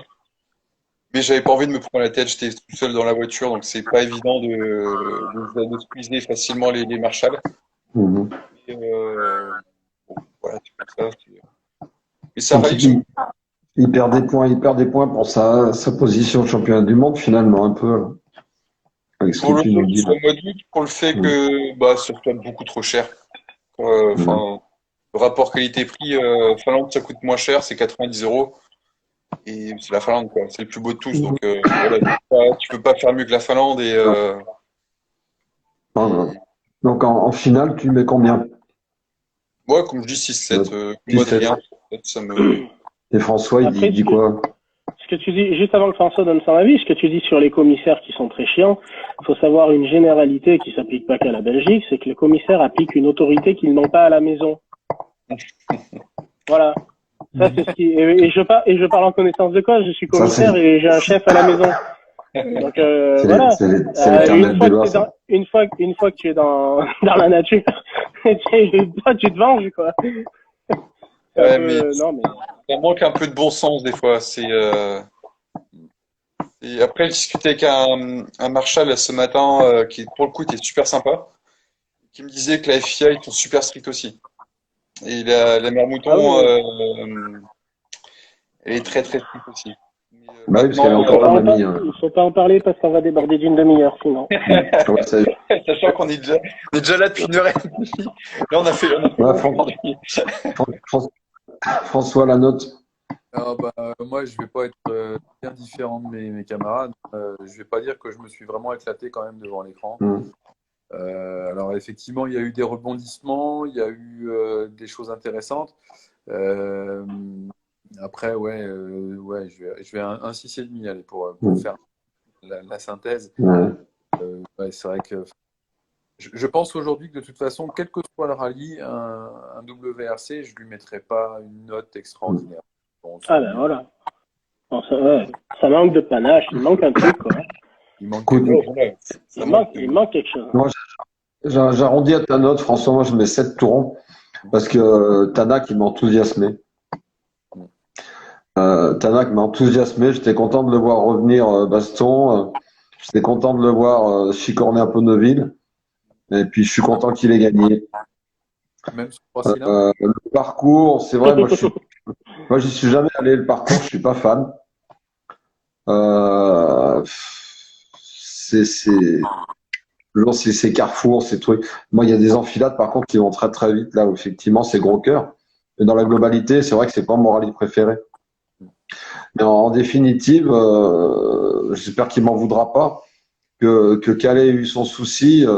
Ça a ouvert un petit peu, pendant quelques temps, pas longtemps, mais ça a ouvert un petit peu la perspective de podium pour un tel, un tel, un tel. Il y en a qui ont pu en profiter, d'autres non. Bah, mais ouais, Tanak premier, moi je suis content. 2 victoires de suite, c'est classe. Ça lui fait du bien. Je trouve que c'est bien pour le championnat, c'est bien pour la saison, c'est bien pour Hyundai, c'est bien pour lui. Enfin, ça me va. Pour ça, je mets un demi-point de plus que toi, François. Malgré les, vu qu'on a du temps devant nous, malgré les, malgré la couille de Calais qui offre, bon, on ne sait pas ce qui se serait passé. Peut-être qu'il y aurait eu une grosse bagarre, mais peut-être qu'il offre une victoire sur un plateau à Hyundai. Parce que s'il n'y a pas Tanak, il y a Neuville, hein, quoi qu'il en soit. Et au dernier rallye, il y avait le balayage. Donc du coup, est-ce que Hyundai vraiment, c'est une illusion? Est-ce qu'ils sont en train de rebondir? Et aussi, est-ce que vous avez évoqué peut-être tout à l'heure l'ambiance générale qui a l'air d'y régner entre Tanak-Neuville, entre Neuville qui fait des déclarations choc sur la gestion interne et l'empêchement de... Vous en avez parlé tout à l'heure peut-être? On n'en a pas parlé, non, c'est vrai que j'ai pas Non, pensé. la gestion interne, tu sais, avec les ingénieurs qui ont, même Christian Loriot qui a été embauché pour remettre le truc à flot et qui finalement apparemment est empêché. Plus Neuville qui a un procès qui attaque l'année prochaine. Putain, ça a l'air bien chez Hyundai en ce moment. Hein. Je sais pas si vous voulez y aller, les gars, mais Non, c'est une bonne boîte. Hein. On a parlé de l'ambiance directe entre Tanak et Neuville. Mais tout ce qui est évoqué dans les différents articles de journaux qu'on a vu passer ces derniers jours, Nicolas Gilsoul qui lui fait son procès, effectivement, et Loriot qui a les mains liées, non, ça on n'en a pas parlé, non. Après, Mais c'est voilà, c'est pas nouveau. C'est déjà avec, comment il s'appelait, Michel Nandan. Et Michel Nandan, déjà, c'était pas, l'organisation, elle était pas ouf. Avec Adamo, ça tournait un peu mieux. Là, il y a personne déjà. Il n'y a pas un chef, il n'y a pas de chef chez Hyundai. Après, la déclaration... Les Japonais, au moins, c'est clair, quoi. Au moins, c'est carré. L'échange entre Neuville et Tanak là, sur le rallye, ouais. Sans dire qu'on en fait beaucoup, c'est gentil quand même. Hein. C'est gentil. Parce que des déclarations comme ça, si tu regardes un week-end de F1 entre du jeudi au dimanche, des déclarations comme ça, il y en a 40. Ouais, il y a pire, bien sûr. C'est beaucoup plus tendu. Non, c'était gentil. Moi, j'ai pas trouvé trop... Je sais pas s'il y a vraiment mauvaise ambiance entre les deux, je suis pas persuadé. Mais par contre, c'est triste de voir moi j'étais quand même dans ce que tu as fait passer, Toff, l'article, là, je trouve ça triste qu'on ait débauché Loriot, les capacités qu'il a quand on sait que ce mec, toutes les voitures qu'il a créées, toutes les voitures, même à l'époque de Ford qui était écrasé par Citroën, toutes les voitures qu'il a lancées ont gagné un rallye international à leur première course. Toutes. Et ce type qui arrive là, et qui a été certainement débauché d'M-Sport pour sauver le truc, remettre le bateau à l'eau, ben, apparemment on l'empêche de travailler. Ben, faut m'expliquer. Après, par contre, moi je voyais pas Hyundai, et ça je veux le dire parce que des fois je dis des conneries, la preuve. Moi je voyais pas Hyundai continuer en WRC. Là dernier, on a appris il y a pas très longtemps qu'ils avaient prolongé, donc tant mieux et pour le WRC pour nous. Et j'ai lu un truc aussi dans la semaine, Hyundai est en passe de devenir le deuxième constructeur mondial. C'est le seul à l'heure actuelle sur le marché mondial de l'automobile qui n'est pas en chute. Alors ils sont toujours troisième constructeur mondial ou quatrième constructeur mondial, mais ils se battent avec le troisième et le deuxième qui est donc Toyota en premier, GMC troisième. Donc ça en passe de prendre la quatrième place, ça en passe de prendre la troisième place. Et par contre des trois premiers, VV, Toyota et GMC sont en chute et eux sont dans le vert au niveau mondial. Donc quand tu vois ces chiffres-là, tu te dis pourquoi les Coréens arrêteraient le WRC. Peut-être que eux, dans leur plan, ils se disent finalement, même si on n'est pas champion du monde, tant que les chiffres sont au vert, il n'y a pas de raison de changer. Donc c'est bien pour nous. Et la preuve, ils ont prolongé 3 ans, je crois. Donc c'est une bonne chose. Mais putain, il faut qu'ils libèrent les ingés et tout ce qu'il faut, quoi. Ouais, après, c'est peut-être d'écurie, des fonctionnements même par rapport à la civilisation coréenne, peut-être plus qu'autre chose, quoi. Mais aussi ça. Après, je sais pas comment ça fonctionne là-bas par rapport au Japon, c'est super hiérarchisé, et puis il y a le chef du chef du chef du chef, mais au moins c'est organisé, et puis au niveau de la gestion de qualité, tout ça, c'est japonais. Hein, moi, j'ai fait un peu de qualité dans dans mes études et les Japonais sont très très à la pointe là-dessus. Et s'ils appliquent ça en championnat du monde, c'est pas par hasard. Les Japonais ont très souvent été devant. Ouais. Euh, après, après J'avais l'organisation, un, ouais, j'avais un prof d'économie qui disait les Japonais n'ont jamais rien inventé. Ils prennent les inventions des autres, mais ils font mieux que tout le monde. c'est ça. Renault, il dit c'est normal, Hyundai a plus d'expérience dans le rallye que Loriot. Une petite boutade de Renault, bien vu. Et c'est vrai, mais enfin, pour revenir à ce que je viens de dire, si tu regardes, moi quand j'étais gamin, le jour où ce prof avait dit ça, ben, pour moi, magnétoscope, les choses comme ça, les caméras, c'était les Japonais, c'était du JVC, du Sony, du Panasonic. Et en fait, ben, tu t'aperçois que non, ils ont rien inventé, ils ont tout repris, ils ont fait mieux. Voilà. C'est ça les Japonais. La rigueur, tu vois. Et du costaud. Les Allemands à côté, c'est des bébés. Ah, mais complètement, ouais. Bah, les bagnoles japonaises, de toute façon, c'est bon, on va pas Probable. divague un peu, mais les voitures japonaises, quand même, c'est ce qu'il y a de plus fiable. Hein. Il y a pas Ouais. Non, il va être temps de lâcher la chose. De quelle chose tu parles là? C'est comme les trucs. Victor Hugo dit qu'il y avait une grosse ambiance le soir quand les mécanos reconstruisaient la voiture de Calais. De Calais, Sûrement, oui. comme dit. Après, je n'ai pas suivi. Mais c'est sûr qu'il devait y avoir une grosse ambiance. C'est la première fois depuis la saison qu'ils bossent. C'est ça, c'est un peu ça, ouais. Habituellement, ils sont là, hop, ils font un plein d'huile, ils changent des roues. Putain, pour une fois, tu leur donnes du boulot. Les mecs sont ravis. Ils chantaient certainement. Ils sont contents. En plus, dans la semaine, là, où, comme je vous disais, c'est vrai que de voir en plus les mécanos de Toyota travailler sous le regard justement de leur équipage, ça se voit que c'est un usine, hein, parce que chez Ford, Fourmeau, il met la main à la pâte, quoi. Ah oui. Ouais, puis comme j'ai dit, je sais plus, sur le forum ou en privé ensemble, Fourmeau, il y a des rallyes, on l'a pas fait repartir en rallye 2. Hein. Et l'auto avait rien. Hein. Ouais, c'est là que tu il vois. Y a alors c'est vrai que Fourmeau, je suis hyper dur avec lui. Hein. Franchement, je suis le premier à le reconnaître, je suis hyper dur avec lui. Mais c'est vrai qu'il y a quand même, pour appuyer sur le champignon et être régulier dans la voiture et être à l'aise, il y a un certain confort à savoir que derrière toi, tu as tout un team qui te pardonne tout. Et lui qui roule en faisant un litre d'huile d'olive à tous les kilomètres. Hein. Et c'est pas du tout la même... Tout à l'heure, dans la tête, ça change tout. Hein. Ça change tout. Mais après, François le disait sur le forum, ça, à un moment donné, putain, ça excuse pas tout, quoi. C'est trop. C'est trop. Ouais. Alors, est-ce que lui, il pourrait, tu sais, Tanak a été comme ça, hein, une époque, hein.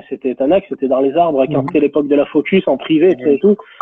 En Corse, j'ai le souvenir de ce rallye de Corse, je sais plus en quelle année, où il est avec la Focus, il doit être 2e ou 3e, et dans un droite qui resserre, il passe sous la route, là, il va tout casser, hein? Ouais, mais il a été puni après, hein.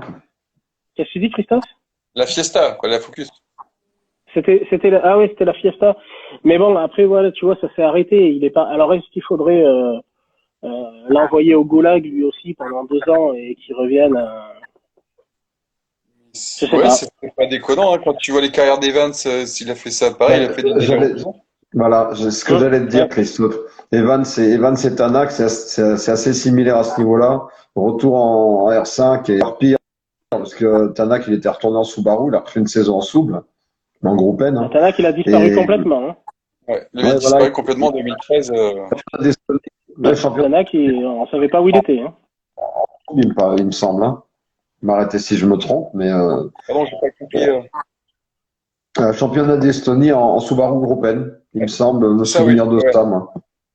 2013, il avait plus rien, mais vraiment zéro budget.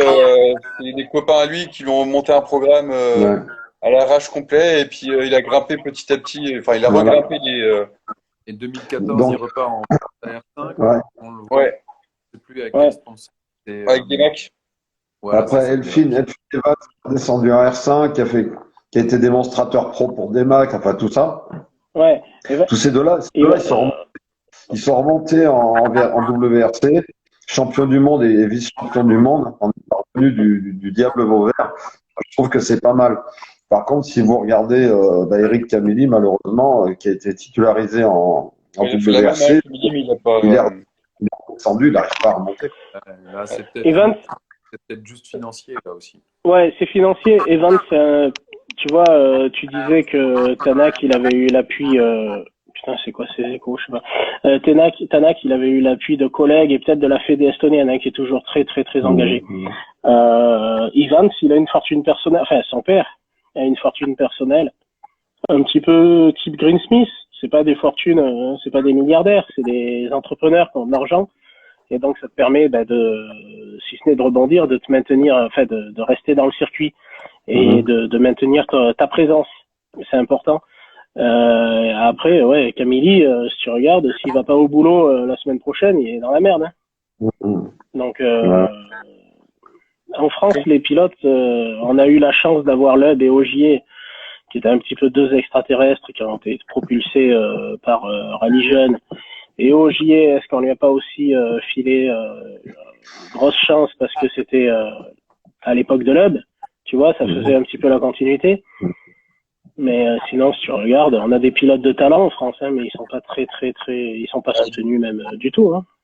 On avait Pour le Citroën, dernier on step, avait pour le Citroën, step maintenant, du c'est mort. W. Hein? On avait Citroën qui pouvait financer les saisons des petits jeunes. Ouais. Maintenant, c'est fini. Ouais, c'est fini, ouais. C'est fini et du coup, on n'a plus. La Fédé, apparemment, elle a pas si c'est le pouvoir ou le vouloir, je ne sais pas. Mais en tout cas, parce que des pilotes talentueux qu'on pourrait envoyer en ERC, en WRC2, il y en a un paquet quand même. Ah ouais. Et Victory nous dit que la Mitsu de Mitsu Pirelli, sur 2010 pour Tanak, c'est Pirelli qui l'a découvert en 2010. Pirelli a fait une saison, deux saisons, je crois. Découvert de talent un peu partout dans le monde et c'était Pirelli qui a lancé la carrière de Tanak. Ouais. En fin 2009, il a remporté le Challenge Pirelli en 2009 et avec Et de la même Hayden manière- Paddon et je sais plus qui est-ce qu'il y avait d'autre. De la même manière, Renault parle de Demac. C'est vrai que Demac, qui était installé en Angleterre, ils ont bien aidé Evans. Et à partir du moment où tu as un partenaire derrière toi pour t'aider, tu prends par exemple Bonato. Bonato roule en championnat de France et fait de l'ERC grâce à la famille Lecureux qui est propriétaire de plusieurs Édouard Leclerc qui sont notamment un proche de l'Ardèche. Et leur structure est en Ardèche. Chez moi, si tu as pas ces gens-là, sans manquer de respect à Johan, il le sait certainement, il retourne faire moniteur de ski ou je ne sais pas quel est son métier, je crois qu'il était moniteur de ski. Si je dis pas de bêtises. Voilà, donc tant qu'il y a des partenaires, et tant mieux pour nous, et tant mieux pour nos pilotes, et ben il y a de quoi les faire rouler. Mais chez nous, ça pêche un peu. C'est vrai aussi. Ouais. Ça pêche un peu. À l'époque, il y avait la filière Total, il y avait la filière Elf, il y avait des trucs. Bon, on a fait, il y a eu on revient à la politique, mais il y a eu les écolos, c'est pas bien à la voiture, tout ça. Et donc aujourd'hui, il n'y a plus rien. Il y a le fond tabac aussi. Hein. Oui, la Saïta aussi qui est financée. Mais alors là, putain, je parle de politique avec les écolos, si tu mets le tabac au milieu, on va nous couper la chaîne. Je te dis le fond tabac, c'est-à-dire quand la pub pour le tabac était interdite, il y avait eu un. Oui, il y avait eu un fond, tout à fait, bien sûr. Mais avant qu'elle soit interdite, avant la loi E20 en 91, tu avais les Gauloises qui finançaient. Putain, quand Panis, c'était Panis, même Prost, c'était peut-être Prost Grand Prix encore à l'époque, t'avais Gauloises sur les voitures. Ouais, t'avais Gauloise, t'avais Gitane, voilà. Et après, t'interdis ça. Et pour autant que je sache, il n'y a pas moins de buveurs ni de fumeurs. Hein. Ouais, ça n'a pas changé grand-chose. Bon, pendant 2 heures, ça. Enfin, je connais pas les stats, hein, mais par rapport à mes souvenirs de gamin, il y a quand même beaucoup moins de fumeurs. Ouais, mais tu sais, je vais te dire un truc. Hein. Je pense que le paquet à 12 balles, ça y fait plus que la pub sur les voitures. Que la pub, ouais. Voilà. Et puis, puisqu'on parle de club, moi, quand j'avais encore le bar, bon, moi, j'ai arrêté le bar en 2019. J'étais buraliste également. Euh, je vendais moins de clopes, mais mes fumeurs, ils fumaient autant parce qu'il y a tonton Michel qui va en Belgique, il y a tata Marguerite Oui, mais qui part en Andorre. J'ai mon cousin qui va en Italie. Et ces trois pays frontaliers, Belgique, Espagne, Italie, leurs clubs sont moins chers qu'en France. L'Allemagne, bien par sûr. contre, est devenu plus cher pendant un moment. Et après, ça s'est aligné. En Suisse, c'est plus cher chez nous. Mais tous les buralistes qui sont frontaliers de l'Espagne, de la Belgique et de l'Italie, ils en chient parce que les autres, ils vont tous de l'autre côté, quoi. Mais On il s'éloigne y a com- une grande, les gens fument autant, hein. on Ils s'éloigne en achètent complètement moins du en sujet du France, c'est rallye. clair. Ouais, ouais.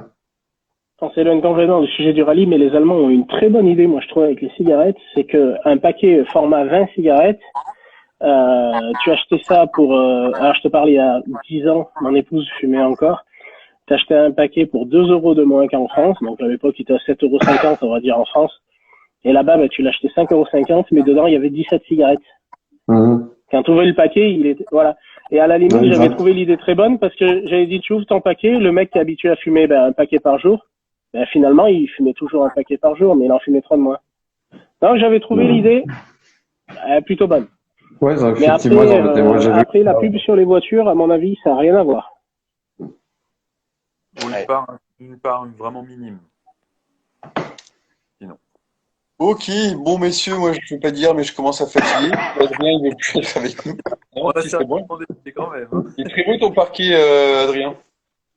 Ouais, non, mais je fais ça parce que ça se déconnectait. Alors, j'ai rapproché le téléphone de la Livebox qui est à l'étage en dessous, et hop, ça revient. Mhm. Mhm. Donc, je vous ai montré, ouais. Non, c'est le plafond que je vous ai montré. C'est joli, hein. C'est Ah, beau. c'est Hein. le Mhm. J'ai bien travaillé, hein. Ouais, c'est le plafond. Ouais, ouais. Là, c'est le plafond. Là, c'est le parquet. Voilà. Là, vous savez tout. Ok, Impeccable. ok, Voilà. messieurs, donc Et le- à bientôt. Ouais, merci beaucoup. À Bah, bientôt. Attends, Donc direction l'Acropole. Ouais, on parle de tabac après, on va pas Ouais, ouais. Non, épiloguer. non, non, non, Ah, mais. bon, alors, on a un peu éloigné du sujet ouais. de type. C'était un plaisir comme d'habitude, même si on a un peu dévié du sujet, mais Un c'est petit peu, absolument ouais. pas grave. J'arrive pas à vous tenir, toi, quand c'est toi le chef, t'es plus directorial, moi j'arrive pas. Ouais. Ouais, Puis ouais, ouais, c'est mon Adrien, côté dictateur. Adrien, il sait que je l'adore, il est ingérable. Ah, oui, je suis arrivé une demi-heure après. J'ai vu qu'il manquait quelqu'un et tout. Je me suis dit que je suis arrivé un peu à la bourre. Je suis rentré de chez mes cousins tout à l'heure. J'ai Ouais, dit, allez, tu les rejoins. Et puis, fallait voilà. rattraper ton temps de parole, c'est J'ai ça. rattrapé ma demi-heure d'absence. Et puis voilà. C'est vrai que j'ai Ouais, beaucoup parlé. Je suis tu désolé, l'as les gars. dépassé là. Là, tu parles plus que Donc, les on autres va- là. Pardon. Un Allez, coucou à je vous Stéphane. laisse. Je vous donne mon temps de parole. Vous avez encore un quart d'heure chacun. Un Bien. coucou à Stéphane. Je suis bien désolé Ouais. qu'on l'ait encore perdu parce que c'est quelqu'un d'intéressant. Toujours intéressant ce qu'il dit, ouais. J'aime bien me viser avec lui également, mais c'est bien dommage. C'est bien dommage. Il faudrait qu'on trouve quand même une solution pour ce truc-là. Je comprends pas. Je sais pas si c'est lui ou Ouais, le, ça, j'en le- sais le- rien. son installation. Je sais pas. Il y a un truc ou alors son installation nous aime pas. Au bout d'un moment, il se met en sécurité. Je sais pas. Mais il y a un Ouais, truc pas quatre. ouais, je sais pas. Ouais, je sais pas. Enfin, en tout cas, je Ah, remercie tout le monde. Renaud, ouais, merci. Bonne soirée aussi. Salut, merci. Ouais. Je vais vous merci. laisser parce que c'est super chiant certainement pour vous de m'entendre tousser toutes les 2 minutes. Puis moi, ça commence à être un peu irrité. Je vais arrêter là. Ah, bah voilà, il fallait pas fumer de clope non plus. Ouais, non, c'est bon. Demain, je pars en Allez. Germanie. Demain, je pars en Germanie. Je vais manger en forêt noire. Je vais goûter les Bonne fumées. Ah, super. un professionnel, alors. Ah, Tu vas moi, il y manger a des. des saucisses allemandes. J'en ai mangé la semaine dernière, enfin cette semaine. Les saucisses allemandes, là, les petits burgers, là, ils sont super bons là-bas. Enfin, Bien mon gras. régime, Tu vas. mon Ouais, régime mon et mon régime, collègue c'est parfait. prendre un coup. Après, en septembre, je vais en chier, hein, je vous le dis. Ouais. Ah là là, mon Mais bon, pauvre. Bon, régime. régale-toi bien, Olivier. Ouais, Ouais. bisous tout le monde. Profitez-en bien. Ciao, Et ciao. puis, écoute, à bientôt au mois de septembre pour les chemins de chèvre. Ouais. Ciao tout le monde. Ciao. Ciao. Bye.